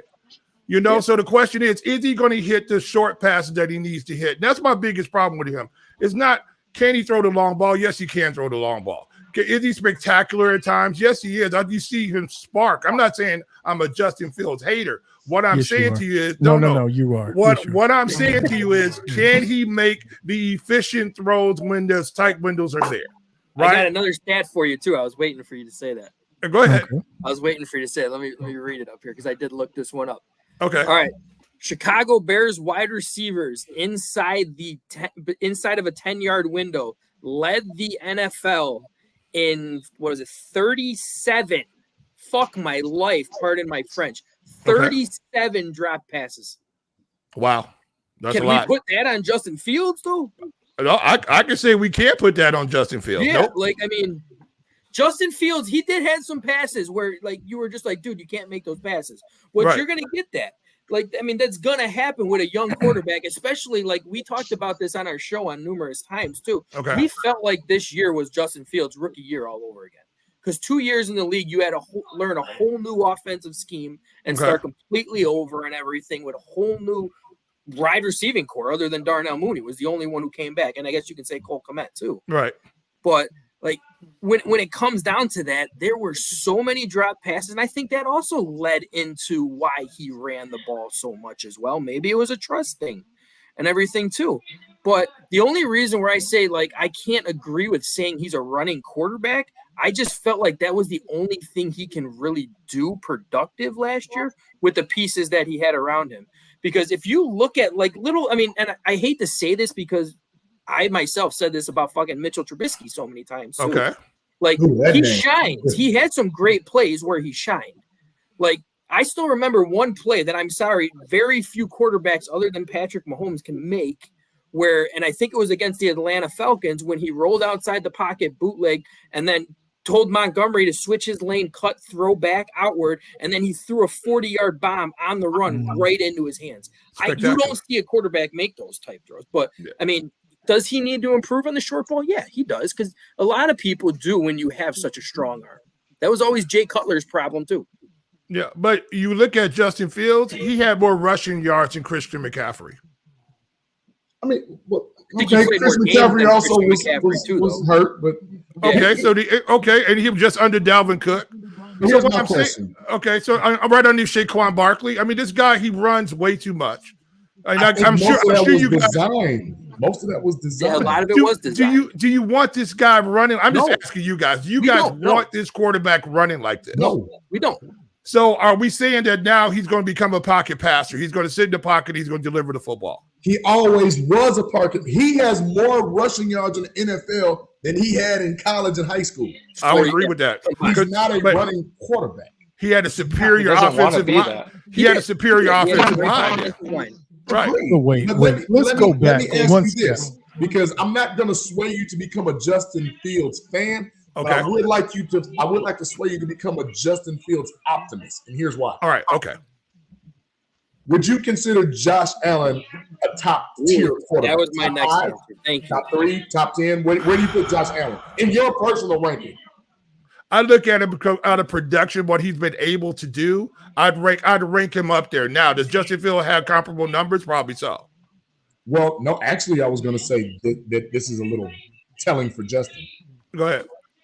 His rookie year, I believe he had like 52, 53% completion percentage. QBR had to be under 50. Right. His second year, I think he had 55, 56, maybe 57, 8. Like it was under 60, I know for sure, because I don't remember the exact number, but I remember it was under 60. Another QBR, a low QBR. In his third season, he turns it around. Yeah. We're going into a third, yeah. I feel that since Justin is right there knocking on the cusp of not saying he's being elite, but being good, Josh Allen was in the same boat his rookie and second year. He was in the exact same boat. So let's give a little grace to Justin with his coaching, with his the coaching carousel that he's had the last 3 years. Because, and I'm not saying just the pros, but the last 3 years, college, Brian Day was brand new. Then he came, he had Nagy. Then he came and had Getsy. Now this is his second year with Getsy. Let's see what the kid can do. Well, my whole thing, and it's always been the same with you, Jay. Here's where we differ. Okay. Is that you always negate the fact that Justin doesn't call his own plays. He is not the offensive coordinator. So if he had set run plays and they called run plays for him, he just did what his offensive coordinator told him to do and his head coach. You're saying it like he just said, you know what, forget it. I'm just going to be a running back. I'm just going to say the heck with everything else and run. If you got go back to something JB said before you got on the show. And I think, was that Bullets who asked the question about the receivers? But whoever it was who asked about the receivers, here's the thing. If Darnell Mooney is your number one receiver, he's receiver number one. Yep. Right? And he's hurt the whole year or half of the year. He played, 5 games, I think is what he played? Then who is Justin to throw to? Because then if you got receivers that are dropping balls, you don't have a number one receiver. You have no number one receiver. You've got a slot receiver who's a number one at best. He's on a good team. He might be a kick returner on a really good team. So what was Justin supposed to do? And that's the question that it's not just Jay, it's anybody. Not saying that Justin is going to be the second coming of Tom Brady or of Peyton Manning, but at some point we have to recognize what was going on. You had a team that was actively trying not to be good. They were actively being very, very bad. And so when it comes to Justin Fields, if you get anything that's better than what you had last season, that's marked improvement. And I think the biggest question that no one is asking is this Ryan Poles quarterback? Does he want him as the leader of this team? Because ultimately, that's going to be the difference between Justin being successful or the Bears using a high pick on a quarterback next season or bringing in somebody because Justin did not compete well. Can I chime in on that just a little bit too? Yes, we talk sir. about the Bears wide receiver core from last year, right? Mm-hmm. Is this core that much better this year? Yes. Absolutely. Absolutely. I mean, just adding DJ Just Moore. adding DJ Moore makes DJ him, Moore. you got to play him honest now. Yes, if you play him the right way, because he is a bona fide number one receiver. We didn't have that last year. So we're looking now because we have a bona fide number one receiver that Justin should be able to be more effective, and they should be able to call plays more for Justin to throw the ball and push the ball downfield more than running plays we're looking at this year, right?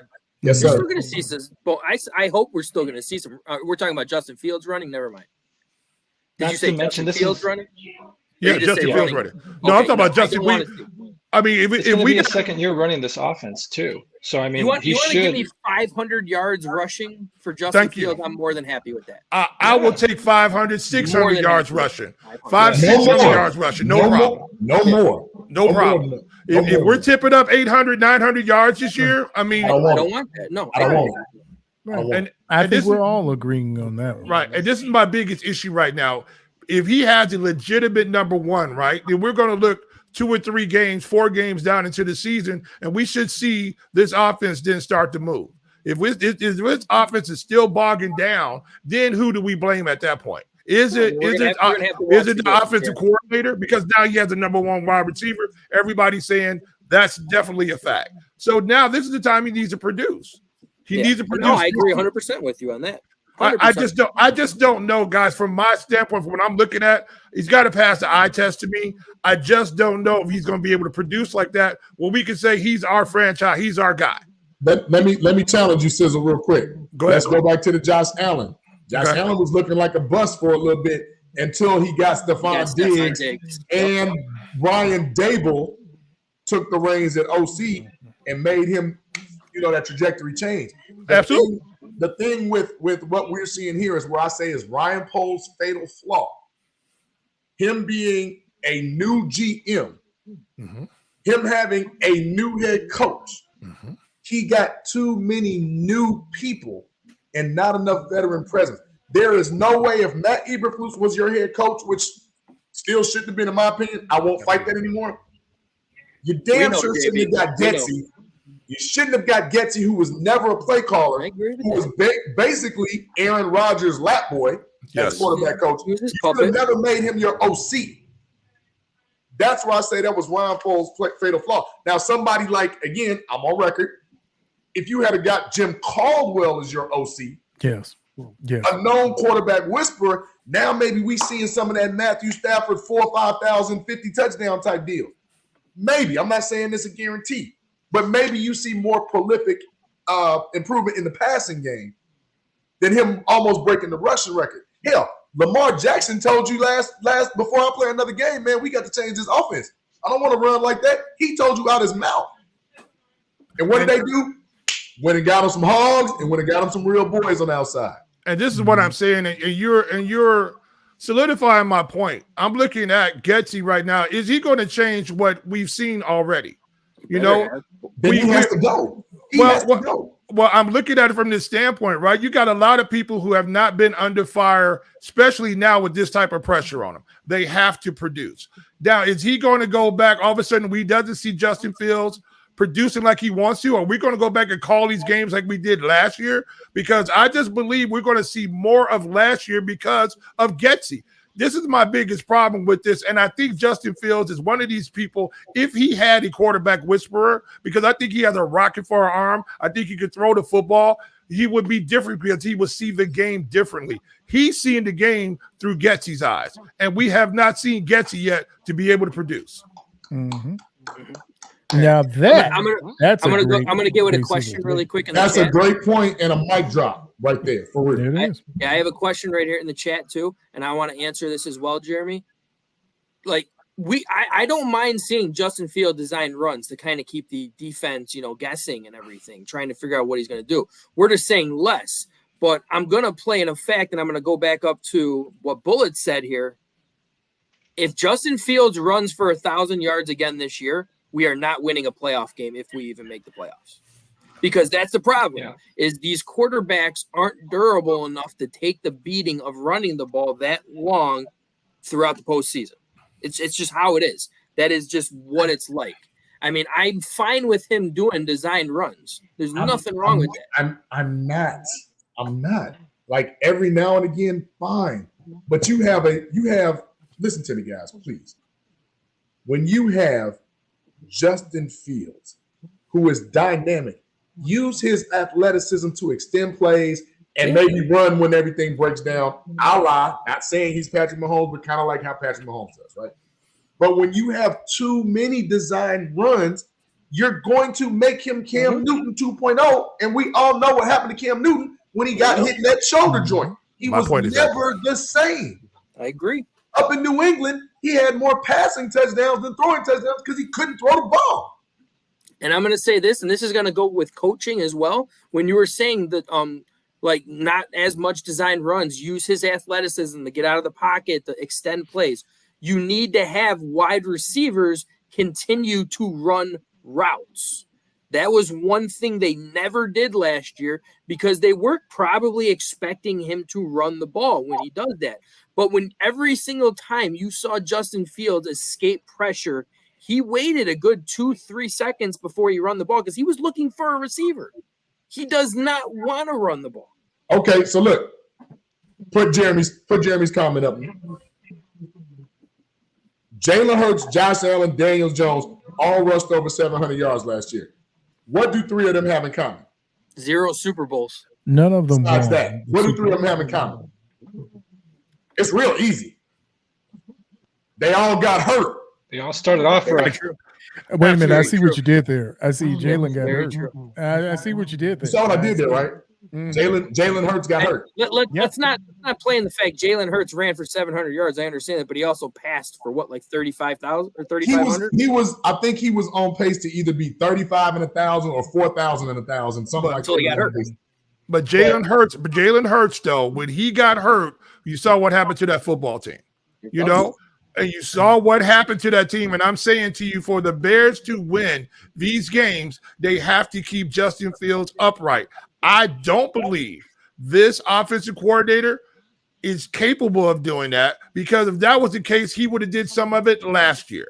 I don't see this guy runs for 1,000 yards. I could not believe it was 1,000 yards. He can't last in the NFL like that, right? We got to gear him back now. Can Getsy get him to get the ball out of his hands? Can he keep him upright? I just don't know, because just like you were talking about earlier, we want to see the flash plays out of Justin Fields. We want to see him roll out when there's nothing there. If he has to push the ball and then run out of bounds, let's not take hits anymore. Sizzle, I got to stop you there. Yeah. I think it's the opposite. I think we have seen the splash plays more abundantly than we've seen regular quarterback play. Absolutely. But what I'm saying to you is play calling. Right. But and he can't, that's my thing. Like, Sizzle, we 100, Jay. We 100 right here. Because there's nothing about what Getsy does that makes me think he's a good play caller or a good play scripter. Yes. Now, I'm not going to say what he's not doing right now. You know, everybody can reinvent themselves. Everybody can go in the lab and make changes.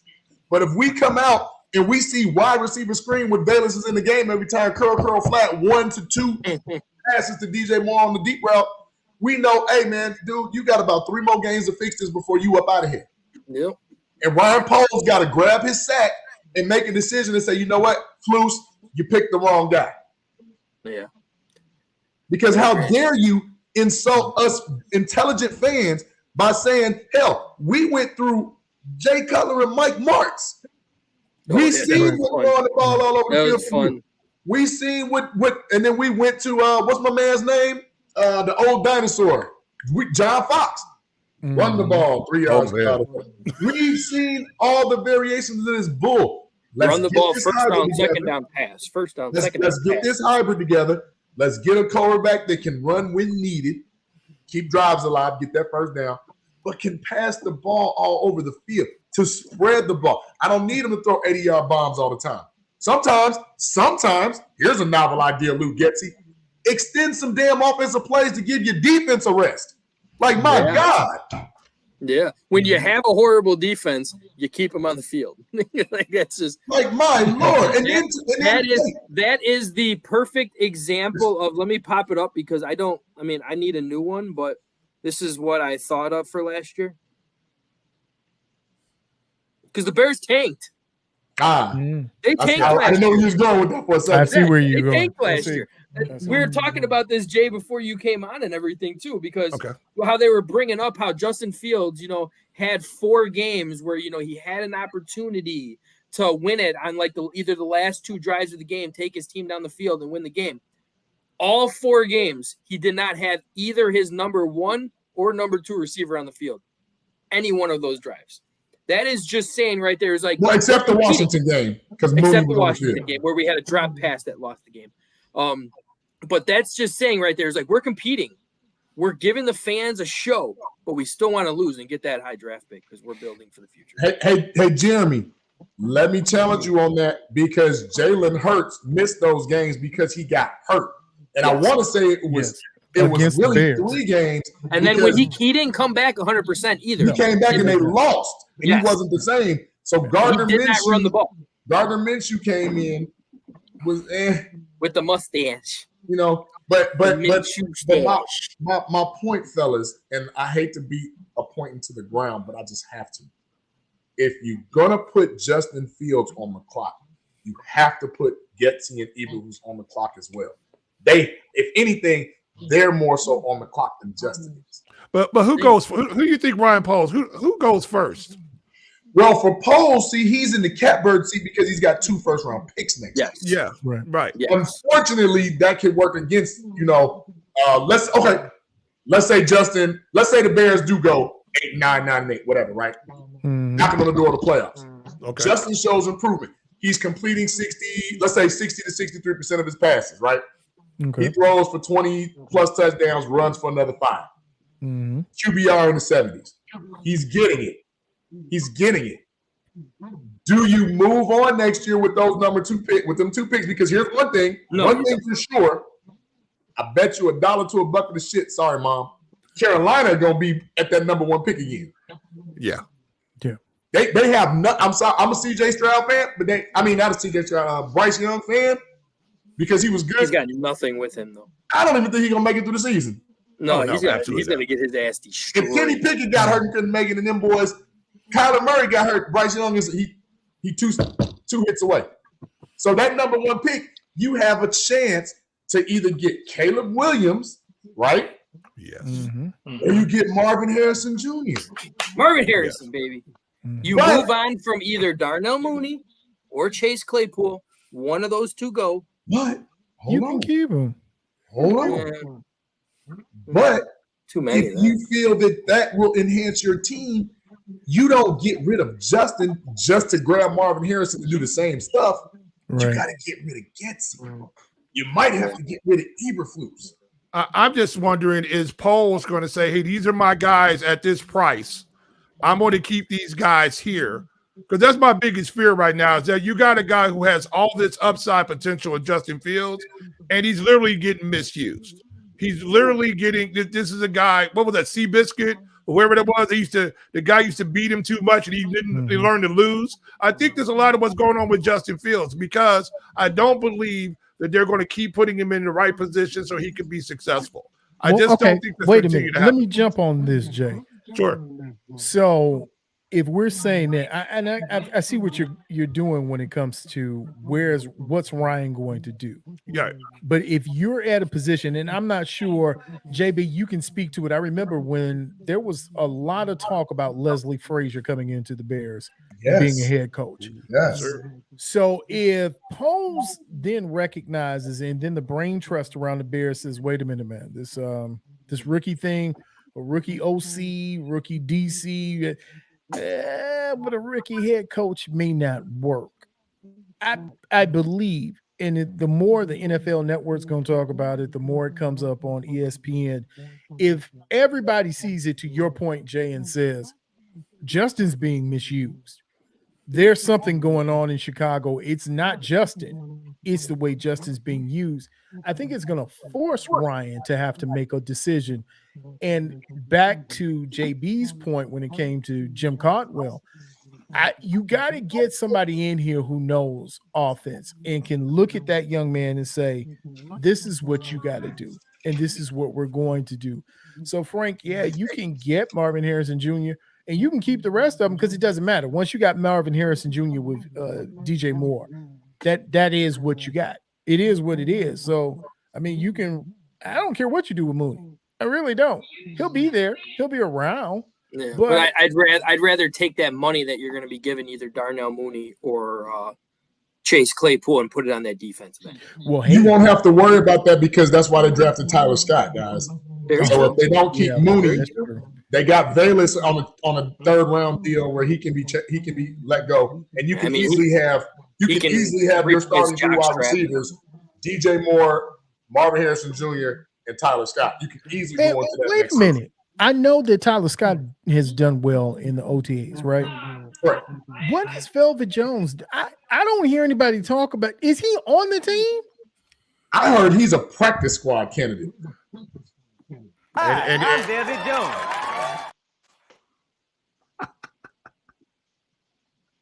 That's all he's good for. He's known for Eddie Murphy right now. Yeah, and he should be a practice. This guy should not be anywhere He's a near special teams guy. That's all he is.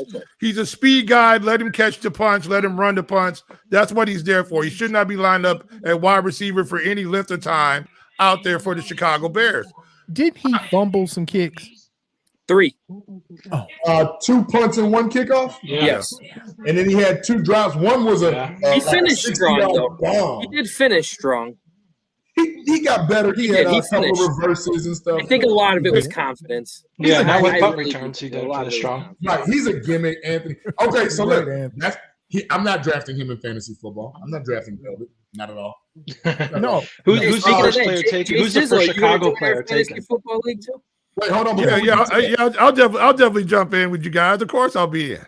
Because good old Anthony over here, he's going to be our coach. Hold on, Frank. Before we jump to that, go to what Bullett's comment was. That if this happens, that's very telling.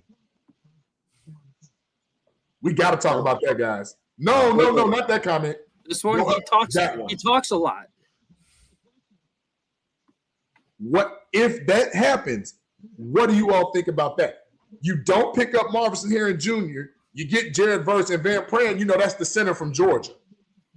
I'm not against that shit. So that was that's the guy the guy we were really hoping that was going to come out. Jared Verse went back to school, if I'm not mistaken, right? Yes, he did. Florida State, right? Yeah. He's a mauler. How we were just talking about maulers.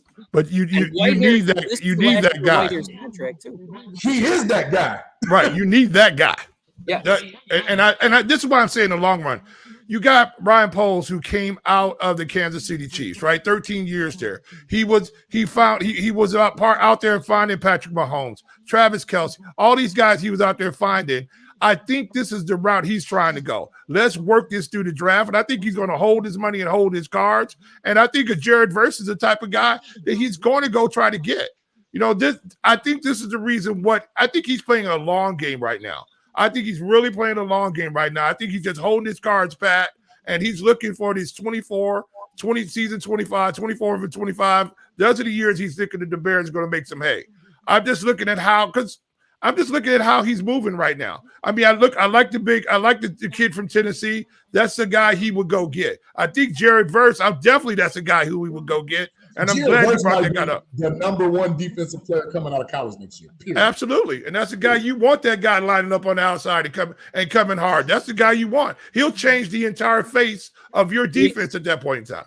He isn't no Jalen Carter, that's for sure. But if we make and it's a lot of moving parts, right? But if you make the trade for Chase Young at any point, do you still draft Jared Verse? Because me personally, I wouldn't. If we're trying to make this offense more Kansas City Chiefs-like, you need Marvin Harrison Jr. Yes, you gotta have it. You gotta have him, bro. You have to have Marvin Harrison Jr. It's a L if you don't get him. Like Post can get ran out of town if you don't do that. Yeah. That's the decision. That's the decisions that get you fired if you pass up on something like that. Yeah, but how you pass up It's on tough. Terry Burst? It's tough, but that's next year. Wait We'll a minute. worry about that next That's year. 2 first-round picks, right? And Carolina's looking bad. Going to I be think hot. both of them will be Carolina's top looking 10. bad. Both of them will Carolina top should 10 be a picks. top 10, maybe even a top 5, because they're not going to have it. Their defense is going to keep them in games. Their offense isn't going to give them shit. They've lost defensive people. Carolina is not what you think anymore. They have very slim pickings in the cabinet. All right. Yo, if we have the record that Sizzle says we're gonna have, then we'll both be in the top 5. That's Two top 5 picks, that'd be something, no? I said 7 wins, so that's still But top 9. that means Justin failed. You know what I mean? That means No. Justin But got hurt, or he just. What happens if Justin Fields puts up like 4,000 all-purpose yards and we still only win 4 games? That's a win to me. Well, then he validates himself. Then he you're right. validates himself as a NFL quarterback, a guy who deserves the money, right? Because we know that's where that's coming, right? But I just don't think Luke Getsy is capable of getting the guy with 4,000 all-purpose yards. I just don't think. I don't think he's going to be able to do that. I have to say this, gentlemen. I am so proud of you, Jay. You have made my evening today. We have had a breakthrough, and I think the group therapy has been good for you, and it's going to be good for you moving forward, because this is all we've been trying. Come up and understand from the old time. You have been a Justin poo-pooer so long, and it's not Justin that poo-poos, it's his coordinators that smell like poo-poo. Well, look, I'm like this, guys. I want the best for the Chicago Bears. I really do. No. I am so tired of are we going to make the playoffs? I'm so tired. Are we going to get a franchise quarterback? I'm so tired of this. My whole situation is that I just look at Justin Fields as a guy who has the physical tools to make it happen, and we're just not seeing it. Is it Luke Getsy? Is it Justin Fields? We'll find out in the first 4 games. We'll find out in the first 4 games. I agree. And I will say I hope we see playing time in training camp for him too, because if want to Justin see Fields fails as the Bears quarterback, preseason, he will always. I think he will fit right in as the Bulls' starting point guard, and that could work. You heard it here there's first. a lot of people who can fit in. You heard it here first. If Justin Fields does not produce and they decide they part ways with Justin Fields, that's right, he'll be in Atlanta. Atlanta, in Atlanta, of course you will be at the Atlanta Bears. That's Makes sense, right? Everybody when they leave Chicago, they go to Atlanta. Yeah, and he's from Georgia, so yeah, he is. He's got people there. Let's get talking a little bit on this fantasy football, because I know we brought Anthony in here to talk about the commissioner of this fantasy football league. Yes. And I mean, he's gonna have his hands full, because from what it looks like, we are gonna have at least 30 plus people. Oh, I'm in there. I mean, we'll see, and we're gonna have to have separate divisions that we're gonna have to do and try to make this work. But I mean, what's your plan? Yeah, I don't think I can manage a 30. That's gonna be tough. Oh man, I will help you any way that I I can. mean, Just remember, I had never done it before, so. definitely. I'm going to need some co-commissioners here, because it's going to be kind of hard to keep track of everything. I think some of the dealing with the fantasy players, my friends, if they're anything like my friends, I think some of the things I want co-commissioners for is when something like trades come up and whatnot, and is it going to be one of those things where all trades are valid and there's just no review and we'll just push them all through? I don't like that, because I feel like same thing with the scoring and whatnot. Yeah, you get a lot of wink trades then. For sure. The last time that happened, I believe Cal Gasol went to the Lakers. We don't need that. Yeah, absolutely, and that's why I hate. Part of the other reason, in one of the leagues I have three people that review trades, and all 3 of us would have to be like, yeah, that trade doesn't look right for it to be vetoed and go through. But just to warn you all, I think some of my league mates would be surprised that I'm commissioning another league, because their nickname for me is Crooked Commish, And Ooh, it's one of those things. There we go. That's got to be your team name then. What's your Cash App? But wait, with 30 people, would it be more beneficial to just randomly have a team chosen? Because think about it, once we all pick one person, like it's slim pickings in the second round. It really is. Yeah, that's true. right now. So you're saying instead of actually having, like you're saying instead of actually having a draft, like a live draft, just have random picks? Well, because think about it. Normally, the first two people to go the first two positions to go in fantasy football, running backs and receivers. Right. There's 2 per team, and then run back. There's not a lot of star power if you got 30 people. You know, sometimes it's hard to win. I was in a 12-man draft, and around the 5th round, it got a little slim. Like, oh man. Yeah, you can get mollywop. Yeah, well, that's why he was saying that we would need to separate them and stuff. With that many people, we couldn't have a league with 30 people. There's just split them into 215. Yeah, you can't. Like you said, with the players, like we would have to separate. I think the most, like we would have to either have to do like 16 and 16 or 15 and 15 or something along those lines and stuff. And that's a bit more manageable. So now, or 310s, 310s and stuff. So I like that. Now you talking, Anthony. If we had 3 groups of 10 or 3 leagues of 10, and then some kind of way we take the top whatever, and then we create a playoff based off of that, then yes, some people will still have. Like you can have a team that's got Patrick Mahomes versus Patrick Mahomes into a playoff. But I'm saying that's fine because at least you'll have equity of teams. Like you won't have like somebody that's got like Kirk Cousins and then the 4th receiver on the bench that never plays.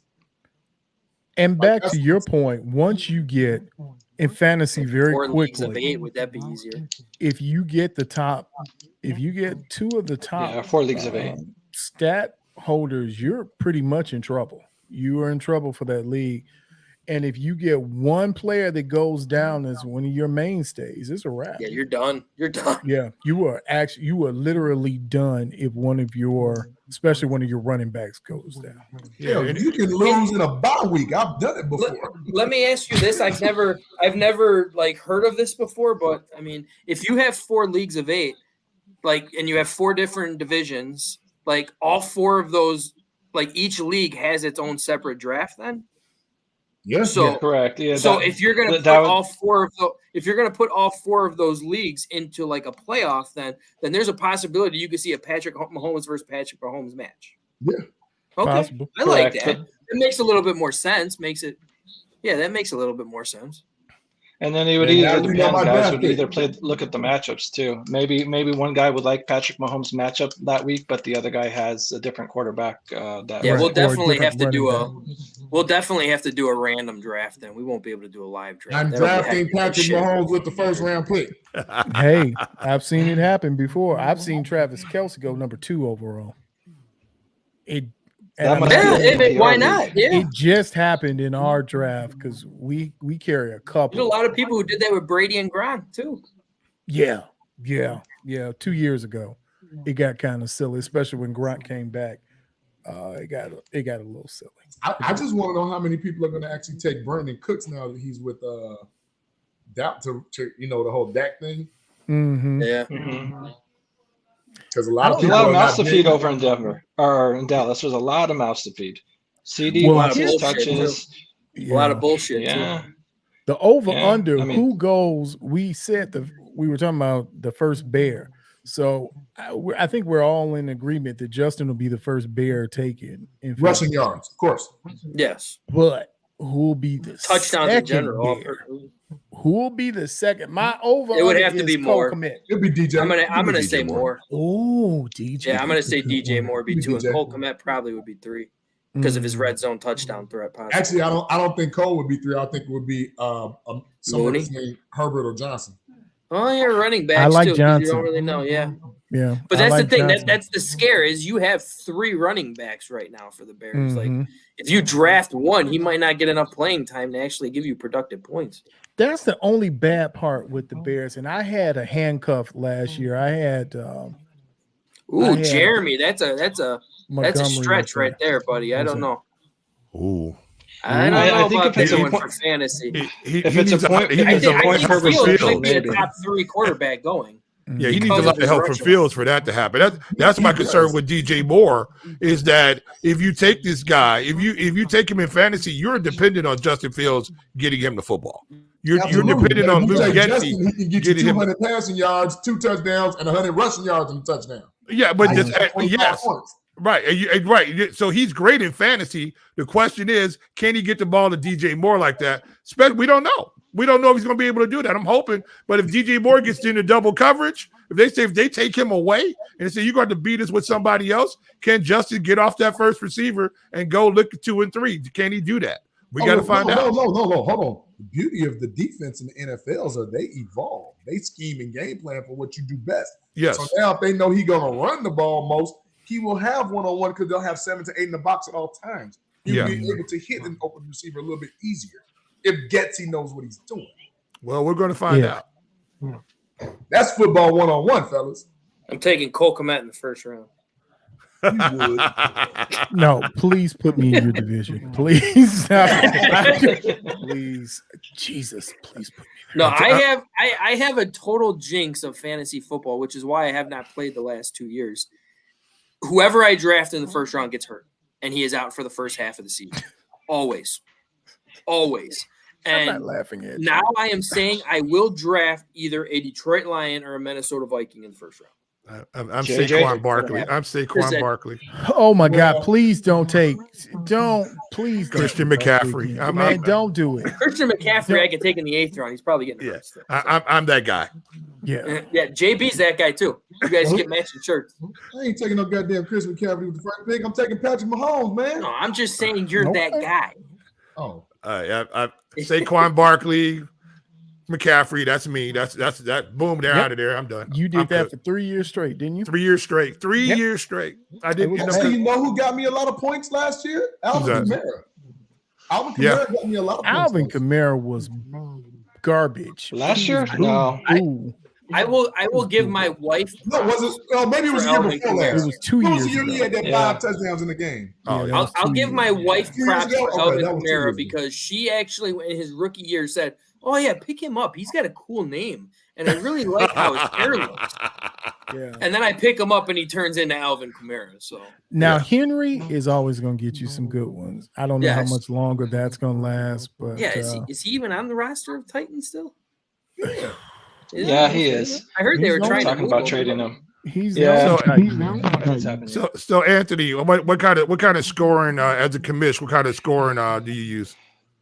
So typically with the quarterbacks, I give them 5 points for a touchdown passing, 6 points for rushing, interceptions, minus points, same thing with like fumbling and whatnot. Typically how I have my starting lineup on my 10-man league is have quarterback. I have 1 quarterback, 2 running backs, 3 receivers that you start, 1 tight end, the flex, and then the kicker and the defense. And then I only have like 6 bench spots just so there's somewhat of a free agent pool. And that's with the 10-man league. Mhm. And then as far as like my scoring, I usually give a point per reception. I like to play PPR. It's more fun to me with just scoring more points, having the higher scores and whatnot. Yeah. So, yeah. But the defense to me is the hardest one to kind of gauge as far as how many points. I tend to kind of reward they break it down to as far as like if we play on Yahoo, and this is the one where I do all my leagues. That's the other thing to talk about too, is some people are very adamant as far as like I ain't playing on ESPN or I'm not playing on. I always Yahoo, did I'm that. just playing on Sleepers. I've only played on Yahoo, so I don't. I mean, if people are gonna cry about that, then they just won't be in the league. Yeah, ESPN is a little bit difficult. Okay. And I agree, and that's why I'm saying like once like we kind of establish and being like, okay, it's going to go through Yahoo. who knows? There may be some people, not saying a lot, but maybe there might be one or two that'd be like, nah, I don't want to mess with Yahoo, and I'll just catch you guys next time. So you never know. Tweak it the way we want to. So Yeah, people. Yeah. No, as far as the scoring and whatnot, I allow a certain amount of points on defenses. Like if the defense gets a shutout, they get 10 points for that shutout alone. And like, of course, I can adjust that and whatnot. And then it goes down from there. If they only score for like 7 to 13 points, they're allowed, so many points, and it goes kind of down the more points they score. Same thing with the yardage. I give points for how many yardage. The less yardage the defense scores, obviously, the more points they'll kind of get from that. So in my leagues, typically some defenses have like when the Patriots pushed a shutout, I think a year or two ago, I think that defense ended up getting that particular player or league person like 52 points or something like that. Because they had the shutout, they didn't give up. That doesn't happen in this generation anymore, though. They have a pick six. Correct. It's very rare, but that's why it's kind of one of those things where I tend to kind of, if it's something like that where a team is totally dominant to where they don't give out any points or yards and whatnot. If you do that, you deserve the points. Like, come on. Yeah. Like I'm fine with that. My concern is why are quarterbacks only getting 5 points? I need 6. I was waiting to see if we needed 6 they're getting on that. 6 for the rushing. They're getting 6 for the rushing, but I 5 need for 6, the throwing. period. I need 6, period. Justin Fields first pick. The only reason why they don't quite get 6 is because QBs, I mean, just typically get 20 plus touchdowns, and someone like Mahomes can, be in the 30 plus touchdowns and stuff like that. Yeah. So if they're getting equal amount of touchdown, point value compared to a running back where if he gets 2 touchdowns maybe in a game compared to a quarterback can have a 4 to 5 touchdown game. True. So but that's why I just notch it down just a point, just to kind of even it out. If I throw a touchdown and a pick, that's a field goal. I get 3 points. Yes, sir. You Robbie Gold. We had another question on here, and I guess JB, come back. By the way, come back. We have another question on here, JB. I think this is probably more for me, but I think we'll have to go back and talk with anyone. I mean, it's not going to be a buy-in. Everything's going to be free, that's for sure. But what are we going to do for like a winner? Like, do we want to get like a trophy or? We'll definitely get. I'm sorry, but we have to get a last place trophy too. Yeah, we're going to. If we're getting a first place trophy for the end, I go down with a last place LeBron James type trophy. The golden raspberry, absolutely. And you have to be, and literally the first podcast that we have after fantasy is over, you got to rock that shit. If you are last place, you're on the show. Absolutely. You're on the show. Dressed in a full pink Packer uniform. I don't care. See, can I let me show you guys real quick. I'll be right back. I'm going to show you guys real quick what the loser is going to be. I got a last place trophy around here. My idea for the championship though was for us to pull together from CCP and get a CCP championship fantasy football belt. That'd be like a championship belt. That'd be nice. It's like $30. That's it? Oh damn. Oh, you got a whole jersey. Oh, cool. Yeah, this is what the loser in one of the leagues that we got here. This is what the loser has to wear. So it has our league name here, and listen, he's bottom bitch over there. As long as you don't have that in 4X, I won't have to worry about that. So this particular if I finish last place, one that I'm running, I'll rock the leggings. Frank got to rock the leggings if he. If I finish last place, I will rock the leggings. Hey Frank, show my mother the LeBron James trophy. You see what she just said? I got you, Miss Sandra. We're gonna look it up and see how much this costs. Like, because I mean, I think that's a dead on last place trophy right there. That's great. Real quick, people are going to need to send their email addresses, the ones that if you really want to join it and whatnot, so I can. Yeah, what I'm gonna. So we can kind of see. Anthony, is I'm gonna try to get like a little chat together with everybody who wants to join, and then if they don't want to join, leave the chat. Well, if you want to join, and then give us your email, and then we'll set it up. I'm about to say, just create a spreadsheet with everybody's name, email, what they're playing. And then we'll do four conferences: Hugh, In the Zone, Moores, and Under Armour. Ooh, I like that. All our sponsors. Yeah, all our sponsors. Smart. Divisions. And we'll have 4 separate drafts, obviously 4 different days, depending on your league. Or however you want to do it. And, we can talk offline and Anthony put that together. If we have, Yeah, because what we have a we would have to figure championship- out. Go ahead, Anthony. We would have to figure out having 4 separate leagues like that. We would definitely have to figure out when it came to playoff time. Yeah, because you typically playoff starts week 15 or 16 because we typically Well, it's a 3-week 18 playoff. total weeks technically now, but Correct. 17 to 18 week got to be playoffs. So we'll have to figure out with Playoffs and 4 championships. divisions as far as how many teams are making the playoffs, how many teams do we want to make the playoffs and whatnot. Are any teams getting a bye? You know what I mean? To kind of get more teams in the playoffs. I say So make it that's all simple. stuff we'll have to figure out. If it's 4 divisions, the top 2 from every division, now you got 8. That's it. I mean, we could always Yeah, there make you we could always make like a loser playoff and call it like the LeBron James playoff. You know? Yippee-ki-yay, motherfucker. Yeah. Love it. That Hey, works as You well, tell them too. next time grown folks talking, Commissioner, you're going to cut the trades off at some point in time, because guys have a tendency if they're on the bottom tier, guys like the stash guys and then make trades with other guys they know they're going into the playoffs. At some point in time, we're going to say there's no more trading between these teams. there's a trade deadline for sure. Yeah. For sure.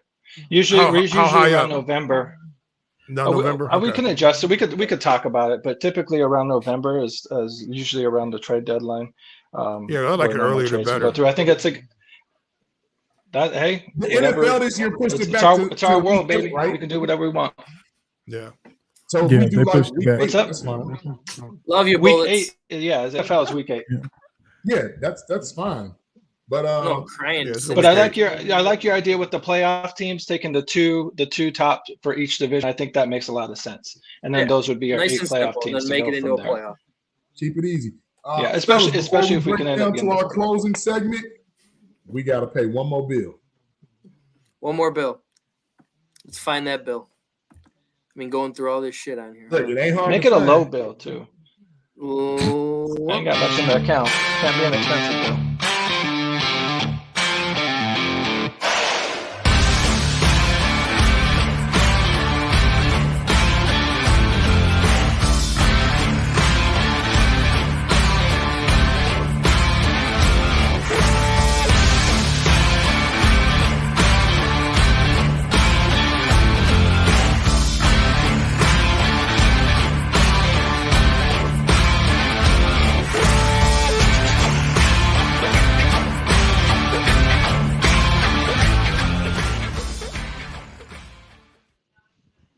And that is In the Zone Sports Apparel. As you see, we have our lovely model, Mr. Frank the Tank, modeling one of our custom-made In the Zone zip-up polo shirts. Oh, Breathable fabric, Nice. durable, unlimited wash and wear with a lifetime guarantee, And we got the leggings for the women that I will rock out if I finish last place. which we hope we don't see. I really hope, because I am very good at finishing last place. And before we get into shout outs, bullets, I want to show you this. That's just for you, bullets. Love you, but it is what it is, my man. Sorry to say. Are those Hall of Fame numbers? That is Hall of Shit numbers. Wow. That That is just not lets you know that guy really ain't that guy. Yeah, I absolutely. respect that guy's game. I'm not going to say that, but he's not a top 5 player. Right. Yeah. So let's get But into it's some everyone's shout-outs. opinion. Anthony, you're up first. Yeah. The commish. On what? Shout outs. Shout out to you guys, man, for bringing me on here for the first time. I really appreciate it. And making me your commish. I mean, I feel honored, really. You could have just picked anybody. So I think the moment you said you were a commission in another league, I said, we're done. We're done here. No need to find a now. You're it. I wasn't expecting that question to lead to that for sure. I just was wondering if we were going to talk fantasy at all at some point, and then all of a sudden I told my wife, I was like, so I think I might be in another league. She's like, oh my God, another one. Yeah. So she just told me to get out. So I was like, all right. Damn. All right. Well, shout out to your wife for allowing yeah, for sure. you to Allowing come it to Oh, happen. She can be your co-commish. Oh no. No, she tried doing fantasy. She did it for a few years, but it just got too stressed. She just would get too stressed out from watching the games and players my wife just underperforming picked and the stuff like good-looking that. players. My wife picked the good-looking players, and she won the championship once. Of course, Tom Brady was a quarterback. Hey. Oh Lord. Well, he's a good-looking player, that's for sure. Yeah, but aren't we glad he's gone? I know I am. I'm so glad he's gone. I know somebody. Hey, LeBron James next. Tom Brady and LeBron James are out of sports. Man. Are we sure he's gone? You know, it might not be another sighting. Wait, now hold on now. See, this is what he does. I don't know why you got foolery. know. The shenanigans and hijinks, man. Tom Brady gone. You never know. Before we get bullets, I got this for you in compliments of my guy JB right there.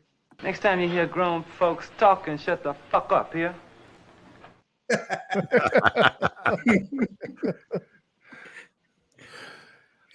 Jay Sizzle, shout outs. It's on you, brother. Hey, shout out to Chicago Clubhouse Podcast for letting me come on. You know, you didn't brutalize me too bad, and I hope I get invited on again. And, you know, you always can hear the sizzle on WGVE 88.7 FM out in Northwest Indiana. Make sure you tune in to it on our podcast. And we'll be on Saturday night talking a lot of sports. And I'm going to be supporting Justin Fields like a newborn baby now because I'm on the bandwagon for the first 3 weeks. For the first 3 weeks. You said 4. You said 4 weeks. And we're not counting preseason. You said 4 weeks. Give us a quarter of the season. Jay, I'm going to give you a quarter. Give us a quarter of the season. Because the KC joint ain't fair, man. That's not. Hey, he might not make it out of KC. He might not make it out of it. We all need to drive down to that game and support. Hey, we all need to go down there and play offensive line for him. We definitely could do better at center, that's for sure. Oh, wow. Oh, my God. Yeah. G, it's on you.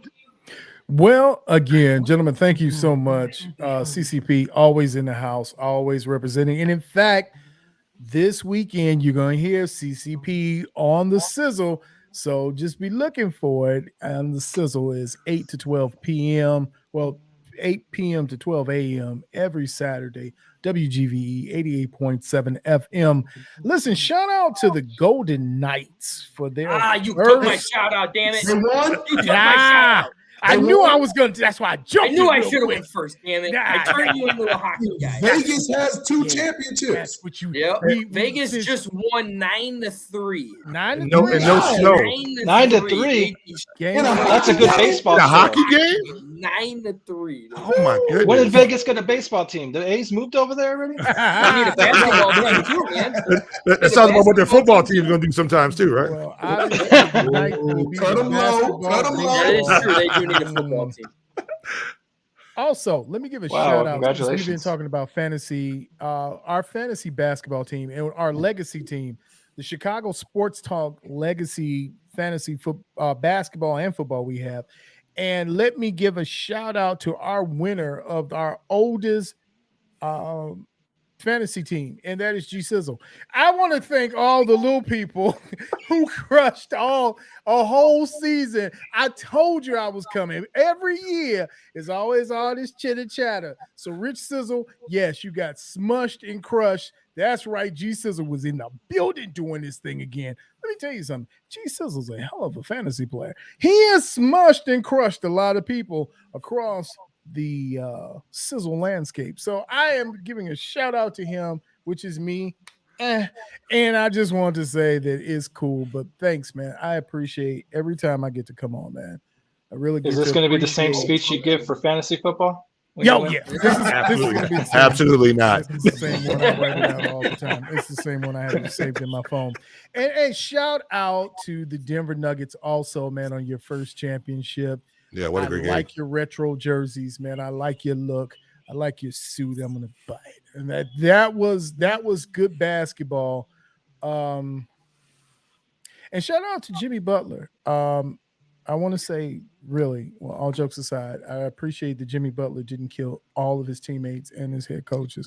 So, shout out that all of the Heat players made it out alive, because Squire Butler is it's not going to be good this summer with Jimmy Butler. I'm just going to say that.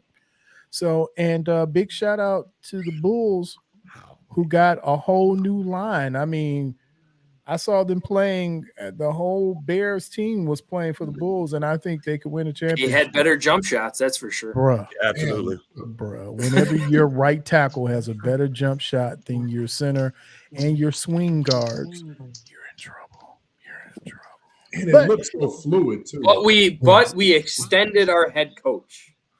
Great move. Yeah. Idiots. Well, hey, man, I just appreciate CCP so much, man. I appreciate all the love, always, all the time, man. You all are a class act, and always pray most success to you in all that you do, because I am a CCPer. Thank you. Thank you, brother. Thank you. Thank you. I'll go next. Yeah. So again, I echo the sentiment. Thank you, Anthony. Thank you, Jay Sizzle. Thank you, G Sizzle. Man, y'all are dear to my heart. We always have great sports talk, great minds. It's just wonderful to have you all on here all the time that we can link. Hey, CCP, check out the Sizzle show. When I'm telling you, it's a hit, and they got great music. That's another. They do have great music. Yeah. Oh yeah, y'all had that one song. I'm still rocking it. Like, y'all had some great music on there, some classic R&B type vibes too. Now, you know, I love it. You know, I don't even listen to the radio anymore unless I'm listening to what y'all got going on. So shout out to you, brothers. Love what you're doing. Continue to success and continue a collaboration with us, first and foremost. A little bit of bad news. I'm gonna go ahead and say to hell with Billy Donovan. He needs to be fired.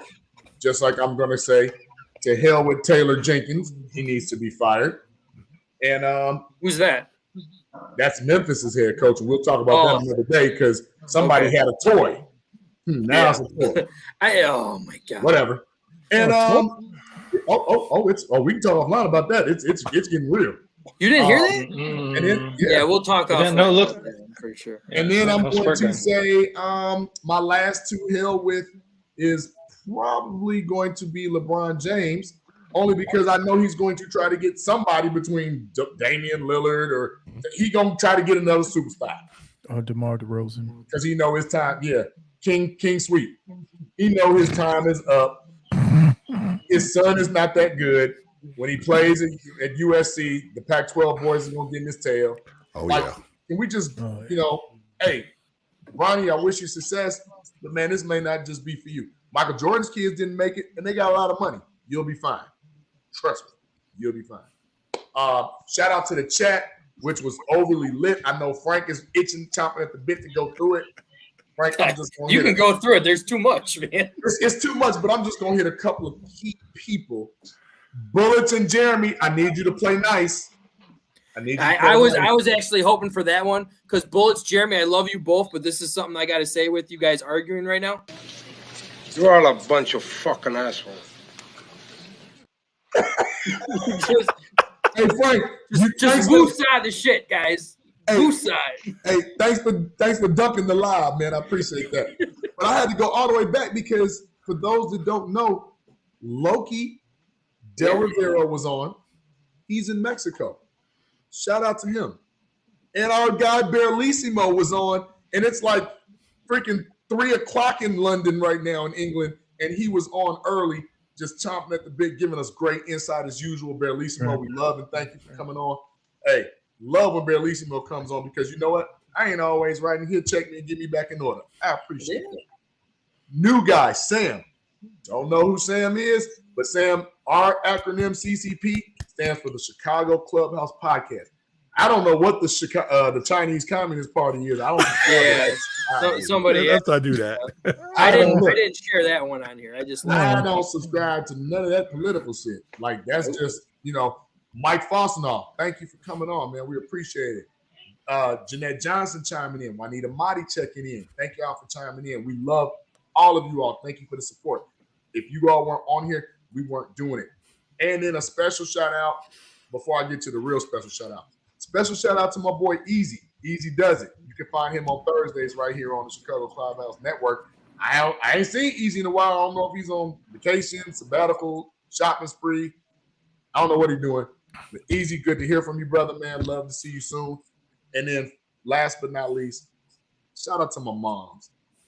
Miss Sandra, some call. I call her mom. If we only have one guest, one viewer, one person watching. I still want her to be a guest. Oh, absolutely. Hey, she might cuss you out, but hey.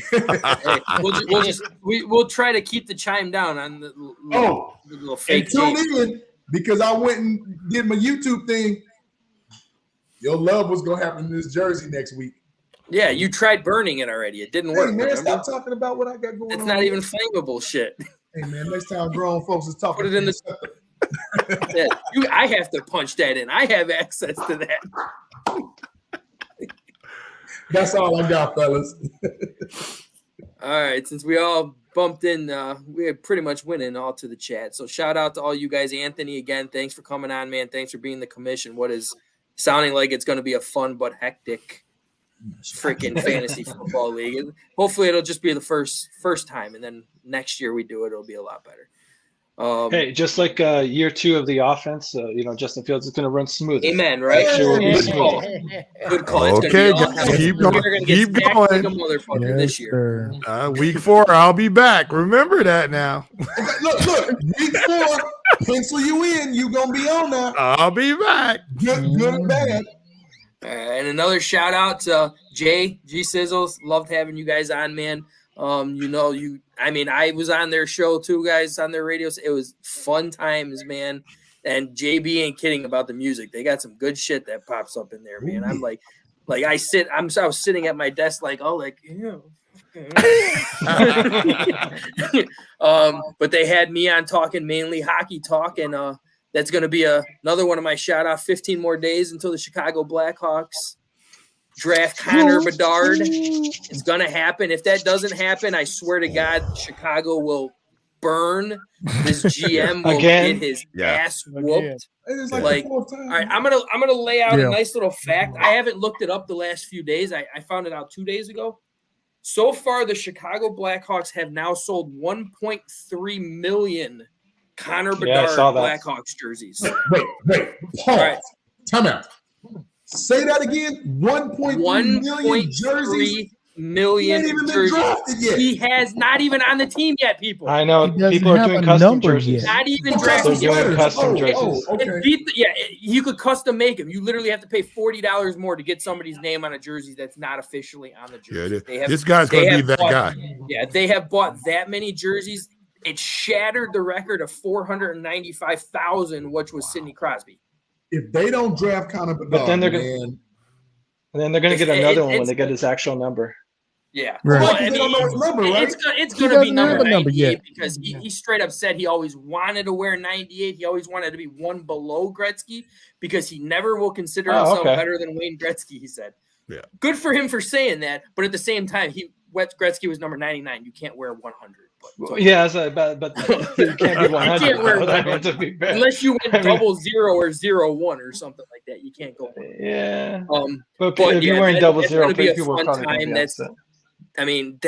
that's gonna happen. The more and more stuff you hear about this guy, I know there's already rumors going out. He had his NHL Combine thing. Like, who the hell gives a shit about? Just like the NFL Combine, nobody gives a shit about. He only finished top 10, and everyone's just like, "Oh my God, he might not even be." Shut up, people. Yeah.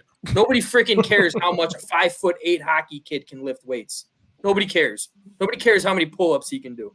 He finished number 1 in endurance. Care about that shit? That means he's in shape. Mm-hmm. But this guy is gonna be like, yeah, I can't wait. Like, I can't wait. The fact that we're already hope we keep him. We buy another hockey game. Oh yeah, we gotta contact our guy now and try to get those tickets lined up before, because even if the Blackhawks suck next year, which they probably are, I mean, hopefully they're gonna be better, but you're still gonna sell out every single game to watch this kid. Put the positivity in the air. Draft Connor Bedard. Tell Patrick Kane to come on home. Patrick Kane's out for the first 4 to 6 months of the season. He had surgery on his shoulder. So he won't be. I mean, if anything, halfway through the season, if he decides to come back to Chicago because he wants to play for Connor Bedard, awesome. I'm not going to decline that at all. Fresh legs. Fresh legs. But I'm gonna lay down some other things really quick. A quick little Hawk talk here.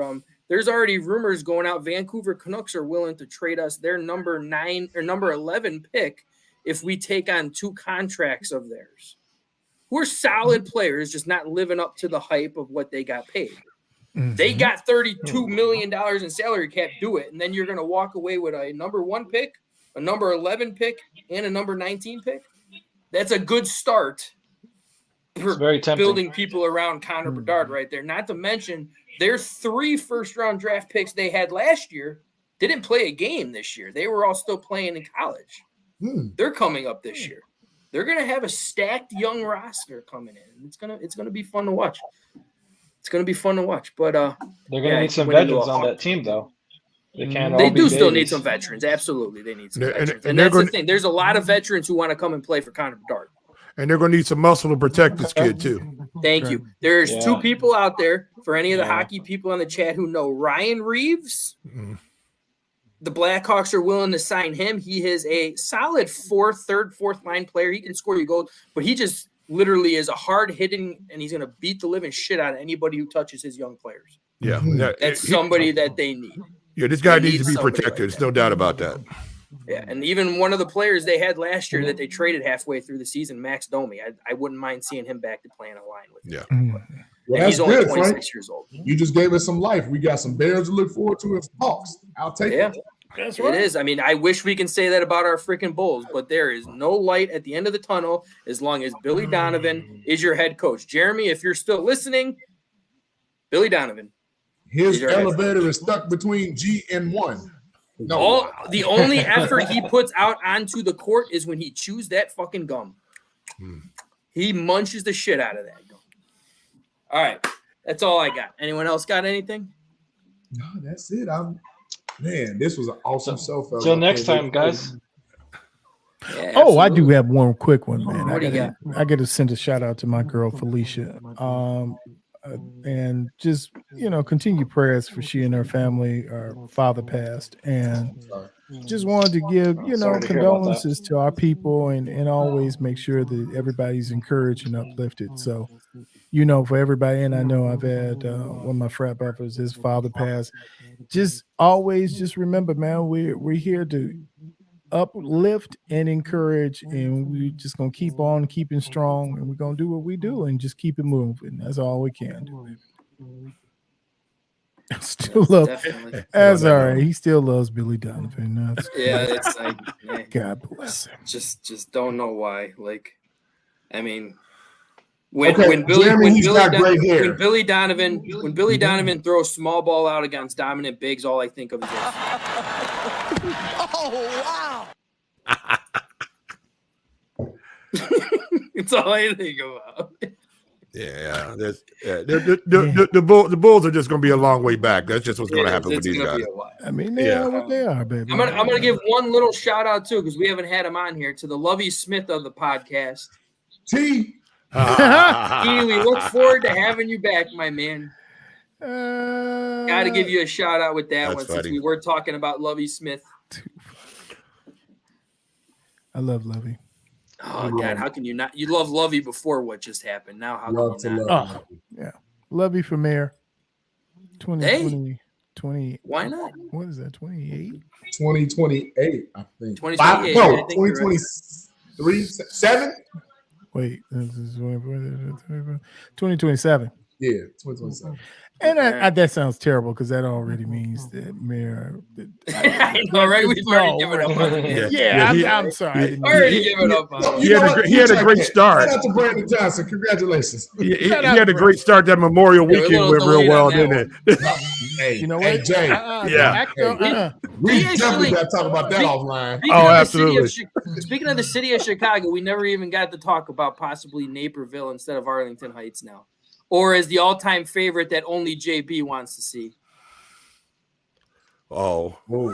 If they did that to Soldier Field. I almost passed out. Like, literally, I almost passed out. They'd have to take up part of Lakeshore Drive to make that happen. There's no way. They'd be over by Balboa to make that happen. No, if you look right to the right. If you look, instead of extending it out, they pushed it up. They pushed it up and out. That is Lakeshore Drive, right to the right of the columns. Oh, and the designer said he can absolutely do this. That's I bet amazing. He can. He actually drew that. He did. He drew Yeah, it. I know, right? Anybody can make it look good on a picture. The question is, what That looks like one of those AI pictures that they draw for you, fantasy. What they call that computer aid drafting?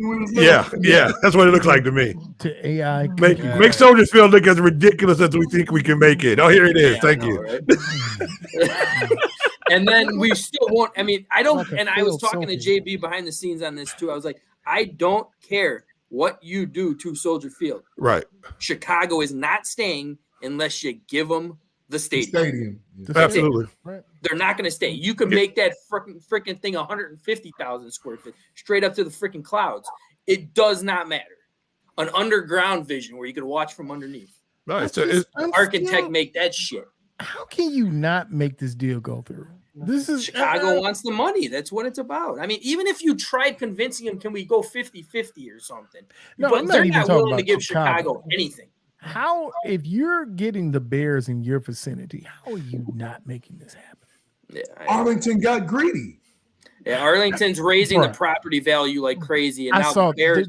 And now the property Bears value. are went to Bears going to Naperville is just like trying to get Arlington to shut the hell up. Yeah, that's all it is. That's all. Here's two things, fellas, because I didn't want to get too long-winded in this, but since you brought it up, there's more money to be made in Arlington than there is in Naperville or Chicago, because if Absolutely. you go to Naperville, you're getting the forest preserve. Yep. Right. That's a whole nother ball game. Somebody's got to approve it on a federal level. Now, Brandon Johnson, mayor-elect, says, hey, y'all, give me a chance. Let's see what we can work out. That, to me, was the halt, because now you got somebody in your backyard saying, maybe we can make something out. Maybe we do a unfortunately 30 deal, whatever we Maybe they throw him the sweetheart deal and you can't pass it up. You know what I'm saying? Yeah, I mean, there's always a possibility that, I mean, and you could always come out and say old Mayor McBeetlejuice had no intention of freaking giving Chicago working anything. She already said, I don't care. Nothing. Yeah, well, you know, she didn't care. She didn't care. Okay, and that's why she's gone. But at the same time, Naperville, hey, you might have blew your load, because now if you figure, well, if they're giving us something that's a little bit sweeter financially, which Kevin Warren, that's his job. Yeah. That's his job right now. Why would I take my team to put it in tax hell? Right. Right. That same money you trying to take away from me, maybe that's the same money Brandon Johnson wants for Chicago, and we stay right here. And I really believe Brandon Johnson is going to give them whatever they want to stay there, because the Bears, that's what else are you going to do with Soldier Field at this point? You can't tear it down. So now what are you going to use it for if you don't have the Bears playing there? Where's that revenue coming from? You know, what did they just do last week? DC Columbus versus FC Columbus versus the Fire. Right. Oh, okay. They'll have the Little League. They'll be able to throw random shit in there, but they ain't going to fill the stadium unless it's a Taylor Swift concert. They're going to lose money by not using it. And so that's why I'm saying you got to give them that sweetheart deal. You cannot turn down that revenue that the Chicago Bears, plus the Chicago Bears are the Chicago Bears. You know what I'm saying? This is a team you got to keep, I believe, in the city if you can, but you got to give them what they want. If they just buy out Taylor Swift, they'll fill that concert every freaking night for Taylor Swift. That's true. Well, I tell you what, you haven't thought about one thing. The one thing we haven't talked about in this whole thing with the deal is that the Bears could go and buy Gary, and they just have the whole city. How about that? Yay! You can put the whole city inside of Soldier Field. I like that better than Taylor Swift. That works for me. You know what? I'm actually not mad at that idea, because it makes sense. But can you really have a Chicago-based team across state lines? Sure, you can. You can have the Dallas Cowboys in Arlington, can't you? Yeah, But that's you still got in New Texas. you got the Giants in New Jersey. You can. Yeah. Hey, Well, no, there you go, because that is a New York team that is cross state lines. hey, and it close enough. Yeah, you know, can, got but Chicago Chicago's in our Indiana, starter but it's franchise. in They won't allow Chicago. that to happen. No, but the thing is, I get where you're going because in Gary, you got a whole bunch of property with steel mills on them that don't work that you can put a stadium. Absolutely, you can build the biggest. You can build the biggest stadium that you want right there. Yeah. Right. Right on the lake. You can put it there. Let's chalk Right this on the up, lake, guys. right. We've been on. We were talking about having a short show. That didn't freaking happen. Yeah, hey, that's what happens. That's what happens when I get here, though. Yeah, we can all talk up a I storm. prefer shows like this instead of that dead, eerie silence when nobody knows what to say. Like, come on. That's a fact. So let's end it with. This has been a Chicago Clubhouse Network production.